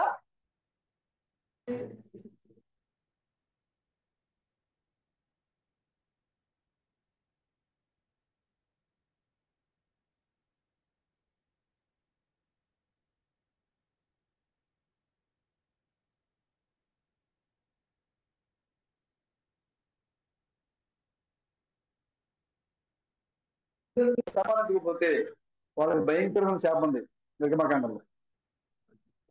బిడ్డలకి కోపం రేపకూడదు, వాడు కోపం రేపితే వాళ్ళు ఎలా ఉండాలి, ఇవన్నీ కూడా బైబిల్ దేవుడు ముందుగా చెప్పాడు. మరి ఏంటి? మీరు మీ భార్యను, బిడ్డలను, తల్లిదండ్రులను, పిల్లలను మరి విడిచి వెంబడించని చెప్పి మాకు అర్థం ఏంటి అంటే ప్రథమ స్థానం ఇవ్వండి అర్థం. దేవుడికి ప్రథమ స్థానం ఇవ్వండి అర్థం. అంతేగా నిజంగా భార్య విడిచిపెట్టమని, బిడ్డను విడిచిపెట్టమని కదా ఆయన చెప్పింది. అంతేకాకుండా విరోధం పెడతాడు అర్థం ఏంటి? ఆయన భార్య భర్తలతో కొట్టుకుంటే కూర్చొని తగ్గు పెడతాయి కదా ఆయన వచ్చింది. ఆయన చెప్పిన వాక్యము భర్తకు అర్థమైతే భార్యకి అర్థం కాదు, భార్యకి అర్థమైతే భర్తకి అర్థం కాదు. దానివల్ల ఆ ఇంట్లో ఏమొస్తుంది? వైరం వస్తుంది, విరోధం వస్తుంది. ఎందుకంటే ఒకళ్ళు ప్రత్యక్ష లేని వాళ్ళు ఉంటారు, ఒకళ్ళు ప్రత్యక్ష లేని వాళ్ళు ఉంటారు ఇంట్లో. దానివల్ల ఏం జరుగుతుందంటే ఒకళ్ళ మధ్యలో ఒకళ్ళు భేదాభిప్రాయాలు వస్తాయి, బిడ్డల మధ్యలో కూడా భేదాభిప్రాయాలు వస్తాయి, బంధువుల మధ్యలో కూడా భేదాభిప్రాయాలు వస్తాయి. అందుకోసం అని చెప్పారు, నేను విరోధ పెట్ట వచ్చింది కానీ సమాధానం పెట్ట రాలేదు అని చెప్పాడు. కానీ ఈ ప్రజలు చెప్తారు, ఈ ప్రాస్తులు చెప్తారు సమాధానము లేని సమయమున సమాధానం అని చెప్పి నా జనుడిని మోసం చేస్తాను దేవుడు. సమాధానం లేదు ఇప్పుడు లోకంలో. ఎక్కడ సమాధానం? ఒకటి చూస్తే యుద్ధాలు, ఇంకోటి చూస్తే భయంకరమైన తెగుళ్ళు. ఎక్కడ సమాధానం ఉంది బ్రదర్? సమాధానం లేదు. అయినా ఈ పాస్టర్లు సంఘాన్ని సరైన రీతిలో కట్టుకట్టడానికి బదులుగా పైపైన గాయాలు మానుతూ, పైపైన బోధలు చేస్తూ, జనుల యొక్క అవసరాలని, జనుల యొక్క బలహీనతల్ని ఆశ్రయం చేసుకుని బోధ చేసి తమకు ఇష్టమైన బోధలు, కొత్త చెవులు గలవారి ప్రజలుంటే వాళ్ళ చెవులకు అనుకూలంగా బోధ చేసి ప్రజల్ని పాపాలకు మరింతగా నెట్టేస్తున్నారు. కాబట్టి ఈ చివరికాల సమయంలో మనల్ని సరిగా నడిపించడానికి ఆదరణకర్త మానవుడిగా ఈ లోకానికి దిగి వచ్చాడు. దేవుడు మరలా ఆదరణకర్తగా సర్వ సత్యంలో నడిపించడానికి మానవుడిగా మన మధ్య దిగి వచ్చాడు. ఆయనే చివరికాల సమయంలో వచ్చిన క్రీస్తు థామస్ అయి ఉన్నారు. ఆయన వచ్చి మనల్ని గట్టిగా హెచ్చరిక చేస్తూ మీరు దేవుని యొక్క భయభక్తులకు రండి, లేదా మీరు నాశనైపోతారు, దేవుడు దృశ్యం నుంచి తొలగించి వేస్తాడు అని హెచ్చరిస్తూ ఎప్పటికప్పుడు సరి చేస్తూ మనల్ని ఒక సరైన మార్గంలో చక్కదిద్దుకునే యొక్క బోధన చేస్తూ మనం నడిపించుకుంటూ వచ్చాడు. ఇప్పుడు ప్రియమైన సహోదరులారా, మీ కరుణ ఎదుట జరుగుతున్నటువంటి యొక్క లేఖనాలు మీకు పరిశీలించండి. ఏది కూడా మీరు తప్పిపోవద్దు. మీకు నమ్మకస్తులుగా నిర్లక్ష్యం చేసినట్లుగా మీరు నిర్లక్ష్యం చేయొద్దు. లేఖనాలన్నీ కూడా పరిపూర్ణంగా నెరవేర్చబడుతూ ఉన్నాయి. ఒక్కొక్క కాలంలో 400 సంవత్సరాలు ఒక్క ప్రవచనం లేదు. అవునా? మలాకి దగ్గర నుంచి యాహాను వరకు ఒక్క ప్రవచనం లేదు. యేసుక్రీస్తు వచ్చిన తర్వాత, యాహాను వచ్చిన తర్వాత యెషయా గ్రంథ ప్రవచనం ఎక్కడ జరిగింది అక్కడ. కానీ మన కాలంలో ఆది నుంచి ప్రకటన వరకు, ఆది నుంచి ప్రకటన గ్రంథం వరకు, మన కాలంలో ఆది నుంచి ప్రకటన గ్రంథం వరకు అనేక లేఖనాలు ఒకేసారిగా జరుగుతూ ఉన్నాయి. ఒకటి కాదు, రెండు కాదు, అనేక ప్రవచనాలు. బైబిల్లో ఉన్న ప్రవచనాలు ముగింపు దశలో మనం ఉన్నాం. అంత్య దినాల్లో మనం ఉన్నాం.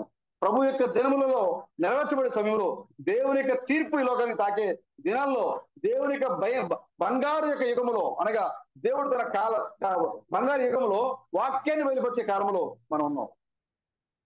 విశ్వాసికి బంగారు కాలము, అవిశ్వాసికి భయంకరమైన కాలం. కాబట్టి నిర్లక్ష్యంగా ఉండదు. నీ జీవితంలో దేవుడు, నీ ప్రణయిత దేవుడు, నీ కాలంలో దేవుడు ఏ లేఖనాలు అయితే నెరవేరుస్తున్నాడో వాటిని బైబిల్కి జోడించి మీరు చూడండి. చిన్న కార్యమైన పెద్ద కార్యమైన ప్రతి దానికి ఒక ఉద్దేశం ఉంది. ప్రతి దానికి ఒక ఉద్దేశం. చూడండి ఒకసారి మళ్ళీ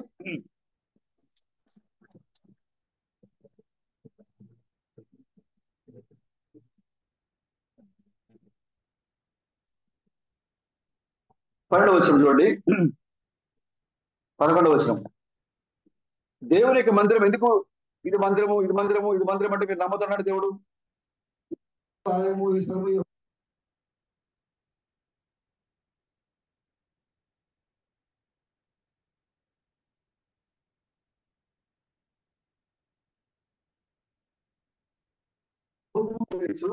మీరు ఎరుగని దేవతలను అనుసరిస్తున్నారే, అయినను నా నామం పెట్టబడిన ఈ మందిరంలోకి వచ్చి నా సన్నిధిని విడుదల నొంది ఉన్నామని మీరు చెప్పుదురు. ఈ హేయ క్రియలన్నీ జరిగించకేనా మీరు విడుదల పొందుతారు? సరే, మీరు ఎందుకు విడుదల పొందారు? మీరు ఎందుకు విడుదల విమోచన మీరు పొందుకున్నారు? సంఘములో ఉండి హేయ క్రియలు చేయడానిక, పరిశుద్ధమైన కార్యాలు చేయడానిక? ఎందుకు మీరు విమోచన పొందారు? చూడండి, ప్రభు అడుగుతున్నారు అక్కడ. దీనికోసమే మీరు చేసింది ఏ క్రియలని జరిగించకేనా మీరు విడుదల పొందుతారు? నాదని చాటబడిన ఈ మందిరము మీ దృష్టికి దొంగ గుహ అయినదా? ఆలోచించుడి. నేనే ఈ సంగతి కనుగొంటున్నాను. ఇదే యెహోవాకు పూర్వమున నేను నా నామము నిలిపిన షిలోహునందున్న నా స్థలమునకు పోయి విచారణ చేయుడి. ఇశ్రాయేలీయులైన నా జనుల దుష్టత్వమును బట్టి నేను దానికి చేసిన కార్యములు చూడండి. ఇదే యెహోవాకు. నేను మీతో మాట్లాడాను, తొందరగా లేచి మీతో మాట్లాడాను, మీరు వినకయు మిమ్మల్ని పిలిచాను, మీరు ఉత్తరమేకి ఉండిన వారే ఈ క్రియలందరూ చేశారు కనుక నేను షిలోహునకు చేసినట్లు మీకు ఆశ్రయమై నా నామం పెట్టబడిన ఈ మందిరమునకును మీకును మీ తండ్రులకును నేను ఇచ్చిన స్థలములకును నేను అలాగే చేయుదును. చూసారా, ఇది నివాస స్థలం, ఇది మా దేవుని మందిరం, మా దేవుని మందిరం, మా దేవుని మందిరం, ఇది యెహోవా ఆలయం అని చెప్పారు కదా. కానీ దాంట్లో మీరు ఏం చేస్తున్నారు? హేయమైన క్రియలు చేస్తున్నారు. మీరు హేయమైన క్రియలు చేస్తారు కాబట్టి ఆ మందిరాన్ని నాశనం చేయబోతున్నా, మిమ్మల్ని కూడా నాశనం చేయబోతున్నా. ఎవరైతే వాక్యానికి వ్యతిరేకంగా చేశారో మీ పితరులు కూడా ఏం చేశారు? నాశనం చేశాను నేను. ఇది మందిరం మందిరం అంటున్నారు. కానీ షిలోహు దగ్గరికి వెళ్ళి మీరు చూడండి, ఆ దినమున నా నామము నిలిపిన స్థలం అది. ఎప్పుడు? మిగతా వాళ్ళందరూ కూడా 400 సంవత్సరాల తర్వాత వాళ్ళు ఐగుప్తుని విడిచి 40 సంవత్సరాలు వాళ్ళు ప్రయాణం చేసి 40 సంవత్సరాలు ప్రయాణం చేసి యొర్దాన్ని, ఎర్ర సముద్రాన్ని దాటి యుద్ధాలు చేసి రాజులను జయించి వాళ్ళు స్వాధీనపరుచుకున్న భూభాగం అది. వాళ్ళు స్వాస్థ్యాన్ని పొందుకోవడం కంటే ముందుగా దేవుడు తన స్వాస్థ్యాన్ని పొందుకున్నాడు. అవునా? ముందు ఎక్కడ ఉంది షిలోహు? యొర్దాన్ని దాటిన తర్వాత ఏం చేశారు వాళ్ళు? షిలోహు ఉంది. దేవుని కోసం నివాసస్థలం ఏర్పడింది అక్కడ. ఆ తర్వాత వాళ్ళు ఏం చేశారు? స్వాస్థ్యాన్ని పంచుకున్నారు. ముందుగా దేవుని యొక్క నివాసస్థలం వేశారు షిలోహు. ఎందుకంటే మన మరణాన్ని జయించేసాము అనే సూచనగా షిలోహు వేయబడింది. అక్కడ కూడా వాళ్ళు ఏం చేశారంటే హేయమైన కార్యాలు చేశారు. ఏలి కుమారులు వీళ్ళందరూ కూడా అపవిత్రం చేశారు మందిరాలు. కాబట్టి షిలోహు ఏమైపోయింది? పాడైపోయింది. దాంట్లో ఆరాధన జరిగించిన వాళ్ళు నాశనం అయిపోయారు.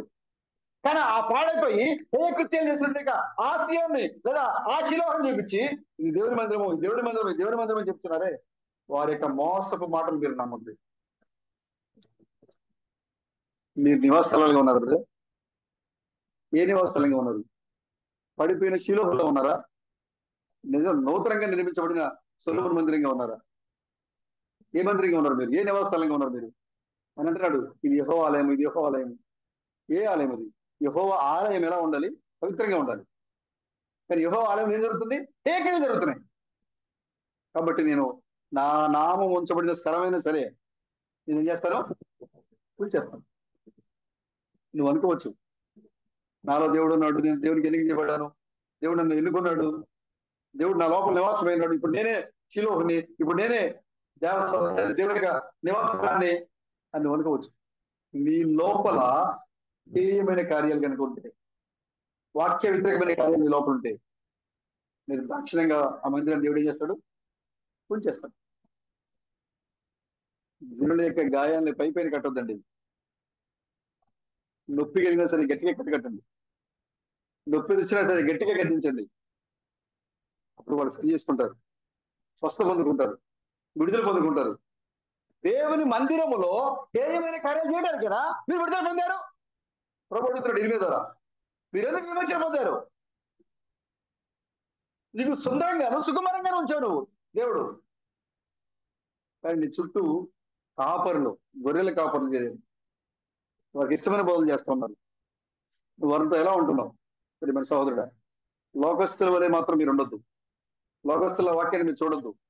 దేవుడు ఆ ప్రవచనాన్ని ఎలా జరిగిస్తున్నారో మీరు వాటిని మీరు చూడండి. నేను ముగిస్తా చూడండి. నేను మీతో మాట్లాడినాను, గందరగడ వచ్చి మీతో మాట్లాడినాను, మీరు వెనక చూసారా? నేను చెప్తున్నా మీతో, అయినా మీరు మీరు వినట్లేదు. పిలిచాడు, మీరు ఉత్తరమేకి ఉండిన వారే ఈ క్రిందటిని చేసిన కనుక నేను శిలోహులకు చేసినట్లు మీకు ఆశ్రయమై నా నామం పెట్టబడిన ఈ మందిరములకు మీకును మీ తండ్రులకు నేను ఇచ్చిన స్థలములకు నేను అలాగే చేయను. ఎఫ్రాయిము సంతానములకు మీ సహోదరులందరినీ నేను వెళ్ళగొట్టినట్లు మిమ్మును నా సన్నిధి నుండి వెళ్ళగొట్టుదును.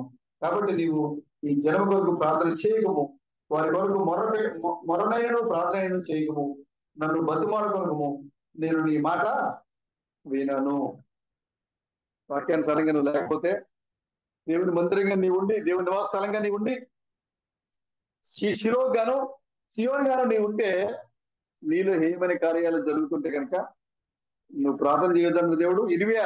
వాళ్ళ ద్వారా నువ్వు నాకు అసలు మొరపెట్టద్దు. నువ్వు మొరపెట్టినా కూడా నేను విన్నావు, బట్ నీ మాట ఆలకించలేదు వాళ్ళ విషయంలో. ఎందుకంటే వాళ్ళు మందిరాన్ని నిర్మించిన తర్వాత కూడా హేయక్రియలు చేస్తున్నారు. నువ్వు అనుకోవచ్చు, నేను మందిరాన్ని నివాసాన్ని మరి కొరింథీ పత్రికలో పౌలు గారు చెప్పినట్టుగా మేము దేవుని యొక్క వ్యవసాయం, మీరు దేవుని యొక్క గృహం మీరు చెప్పారు కాబట్టి మేము ఇప్పుడు దేవునికి గృహాలు మేము అని మీరు అనుకోవచ్చు. ఆ గృహములో నువ్వు ఏ క్రియలు చేయకూడదు. నీ శరీరంలో దేవునికి తప్ప వేరే దానికి స్థానము ఉండకూడదు. ఒకవేళ అలా చేస్తే దేవుడు షీలోహినే నాశనం చేశాడని. అందుకని ఏ క్రియలు ఉన్నాయి కాబట్టి. బట్ ప్రియమైన సహోదరులారా, మీరు మీ శరీరాన్ని దేవునికి అప్పగించండి. యథార్థంగా ఉండడానికి మీరు దేవునికి అప్పగించండి. లేఖనాల యొక్క నెరవేర్పు మీరు చూడండి, తప్పిపోవద్దు. పోప్ ఫ్రాన్సిస్ శాంతి దోత, శాంతి చనిపోయిన శాంతి గురించి మాట్లాడాడు, బతుకున్నప్పుడు కూడా శాంతి గురించి మాట్లాడాడు. 2013 మార్చి 13వ తారీఖున అతను పోపుగా ఎన్నికయ్యాడు. ఇవన్నీ కూడా ప్రకటన గ్రంథంలో ఉన్నటువంటి భూమిలోంచి లేపబడిన ఆ గడసర్పము లేదా ఆ మృగము, ఆ గడసర్పానికి, ఆది గడసర్పానికి సాయం చేస్తున్న పరిచర్య పోప్ ఫ్రాన్సిస్ ద్వారా చాలా మటుకు జరిగింది అక్కడ. మిగతా దేశ అధినేత అయితే ఒక్కొక్కరే వెళ్ళారు. నేను అమెరికా దేశానికి సంబంధించిన పోప్ అయితే తన భార్య ఇద్దరు కలిసి భారతదేశ ప్రథమ పౌరులు మొనాలిసా, ఏం పేరు ఉంది, మెనాలియా ఏదో ఉంది పేరు, మెలిసా అనుకుంటా. ఓ ట్రంప్ భార్య పేరు మెలిసానా,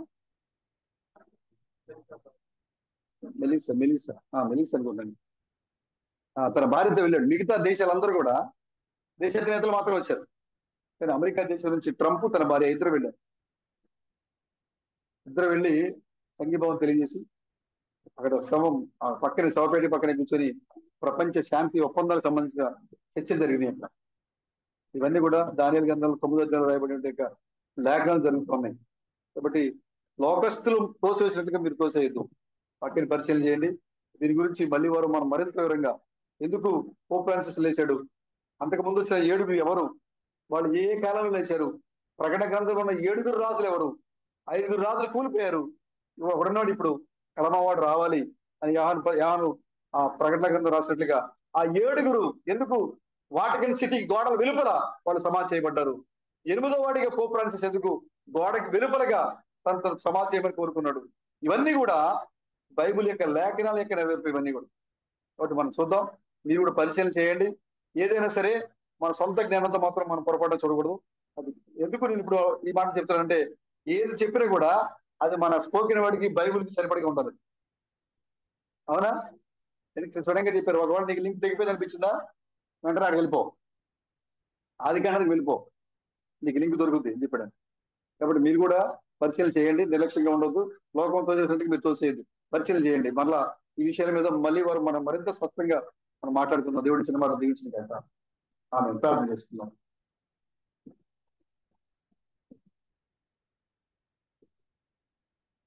ప్రార్థన చేసుకుందాం. స్తోత్రం స్తోత్రం స్తోత్రం స్తోత్రం స్తోత్రం స్తోత్రం స్తోత్రం స్తోత్రం స్తోత్రం. మహోన్నతుడ, మహాదేవుడ, సర్వశక్తి మంతుడ, క్రీస్తున్న ప్రభు మీకు వందనాలు. ఈ సమయంలో ప్రభు మరి అనేక లేఖనాలను మా కళ్ళ ఎదుట జరిగిస్తున్నాం. మా ప్రభు నెరవేర్చబడుతున్న కాలంలో వాటిని గ్రహించినట్లుగా కూడా మా హృదయాలను తెలిసినందుకు మీకు వందనాలు చెల్లిస్తున్నాం. శాస్త్రులు పరిచయాలు చదువుకి అంటున్నారు, ఓ పేదరు మీ బోధకుడు అబద్ధికుడయ్యా, మీ యోహాను అబద్ధికుడు, అసలు మనకు వాక్యమే తెలియదు. ఎందుకంటే మెస్సియా రావాలంటే ముందుగా ఏలియా రావాలి. ఎప్పుడైనా మీ బోధకుడు ప్రసంగాల్లో ఏలియా గురించి మాట్లాడా? ఎప్పుడైనా మీ మరి ముందు వచ్చిన మీ యోహాను ఎప్పుడు ఏలియా గురించి మాట్లాడా అని పేతురుని, యోహాన్ని, శిష్యుల్ని వాళ్ళు ప్రశ్నించారు. వాళ్ళ మనసులో కలవరం వచ్చింది. అయ్యో ఇదేంటి, మేము ఇతను పరిపూర్ణంగా నమ్ముతున్నాం కదా మెస్సియా అని, ఓ పరిపూర్ణంగా ఏలియాని నమ్ముతున్నాం కదా, వినుటకు మార్చుంటే ఆ ఏలియా ఇతర చెప్పాడు కదా ఆయన, కానీ వీళ్ళు అడిగింది ఏంటి, గందరగోళంగా ఉంది అని వాళ్ళ హృదయాల్లో నొచ్చుకొని శాస్త్రుల పరిచయం దగ్గర నుండి నేరుగా మీ దగ్గరికి వచ్చారు. బోధకుడా, శాస్త్రుల పరిచయం సంతకేళ్ళు వాళ్ళు అడుగుతున్నారు, మీ బోధకుడి వాక్యం తెలియదు, మీ బోధకుడి ధర్మశాస్త్రం తెలియదు, మీ బోధకుడికి మోషే కంటిన్యూషన్ వర్తమానం కాదు అని అంటున్నారు అని చెప్పినప్పుడు మీరు అంటున్నారు ఏ విషయంలో? శాస్త్ర పరిచయం అంటున్నారు మెస్సియా రావాలంటే మెస్సియాకు ముందుగా ఏలియా రావాలి, కానీ ఏలియా రాకుండా మీ బోధకుడు మెస్సియా ఎలా అవుతాడు అని ప్రశ్నించారు. ఏం చెప్పాలో మాకు అర్థం కాలేదు అని చెప్పినప్పుడు శిష్యులతో మీరు మాట్లాడుతున్నారు, అవును బాప్తిస్మం ఇచ్చి యోహాను ఏలియానే, మీకు వినుటకు మనస్సుంటే ఆ ఏలియా మరలా రాబోతున్నాడు అని మీరు మాట్లాడారు. అడిగింది నిజమే, శాస్త్రుల పరిచయం సంతకం అడిగింది నిజమే అని మీరు రూఢీపరిచారు, మీరు స్టేట్మెంట్ ఇచ్చారు. శాస్త్ర పరిచయాలకి లేఖనాలు తెలుసు, శాస్త్ర పరిచయాలకి ఏ కాలంలో ఏ లేఖనం తెలుసు, కానీ వాళ్ళు ఎదురు చూస్తున్న లేఖనము వాళ్ళ కను నెరవేర్చబడుతున్నప్పుడు ఆ నెరవేర్పు వాళ్ళు చూడలేకపోయారు. లేఖనం తెలుసు, నెరవేర్పు తెలియదు. మెస్సియా వచ్చాడో తెలుసు, వస్తాడని తెలుసు, మెస్సియా వాళ్ళ ముందు చూడలేకపోయారు. ఏలియా వస్తాడని తెలుసు, ఏలియా వారి ముందు చూడలేకపోయారు. నేటి దినాల్లో కూడా అదే జరుగుతూ ఉంది. యేసు 2వ రాకడలో వస్తాడని యువకులకు వస్తాడని తెలుసు, కానీ యేసు వచ్చి నిలబడడం సంగతి మాకు మాత్రమే తెలుసు. ఏలియా వస్తాడని తెలుసు, కానీ ఏలియా వచ్చి నిలబడడం మాకు మాత్రమే తెలుసు. తండ్రుల హృదయాల పిల్లల వైపు, పిల్లల హృదయాల తండ్రి వైపు తిప్పిన ఏలియా ఈ లోకంలో ఉన్నారని మాకు తెలుసు. ప్రకటన 17 ఉన్న 7వ దూత వస్తాడని లోకానికి తెలుసు, కానీ వచ్చాడని మాకు తెలుసు. ఎంత గొప్ప అద్భుతమైన సమయంలో తీసుకొచ్చావు ప్రభు. కాబట్టి నేను ఈ లోకానికి లేఖనాలు తెలుసు, కానీ మాకు లేఖనాలు తెలియడంతో పాటుగా వాటి యొక్క నెరవేర్పు కూడా మాకు తెలుసు. కాబట్టి మా ప్రభు అత్యున్నతమైన సంఘంలో ఉన్న ప్రతి ఒక్కరు కూడా వారి కరుణ ఎదుట నెరవేర్చబడుతున్న లేఖలను చూసినట్లుగా, ఓ గెహజీ కరుణ తెలిసినట్లుగా, ఓ ప్రతి ఒక్కరి కళ్ళను మీరు తెరవండి.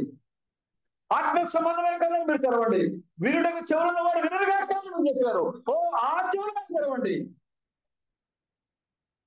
ఓ ఈ లోక జనాలైతే చూస్తే కానీ వాళ్ళు గ్రహింపరని చెప్పారు. కానీ ఈ లోక ప్రజలని కాకుండా మీ యొక్క లేఖనాల యొక్క బయలుపాటును ప్రత్యక్షంగా చూసే కళ మాకు దయచేయండి.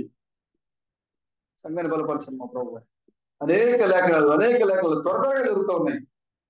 కాబట్టి వాటిని పట్టుకొని, వాటిని తెలుసుకొని, వాటి ప్రకటనగా మమ్మల్ని మార్చుకునే విధంగా మా జీవితం మెరుగుపరచండి.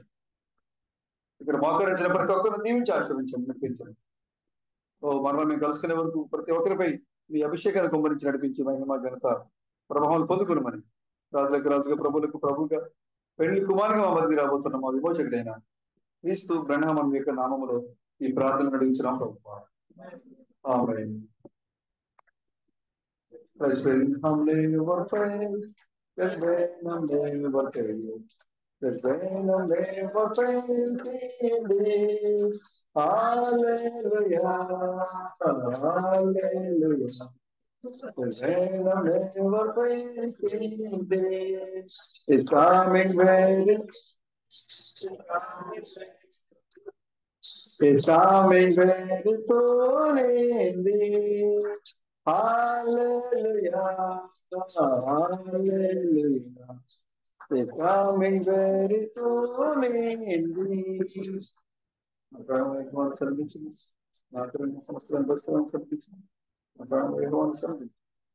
ప్రభుత్వం విమోచన క్రీస్తు కారణంలో దేని మరొక సో మన రాజు ప్రభులకు ప్రభును మన పెళ్లి కుమారుడైన క్రీస్తు ప్రణామ కృప సమాధానము ఇక్కడ మోకరించిన పరిస్థితులకును ఐక్యత పొందుకున్న పరిస్థితులకును ఎత్తబడకు సిద్ధపడుతున్న పరిస్థితులకును ఇప్పుడు ఎల్లప్పుడు ఆయన కృప సమాధానము తోడండి మనందరూ నడిపించిన కాక. Amen. Amen. Amen. Glory to God.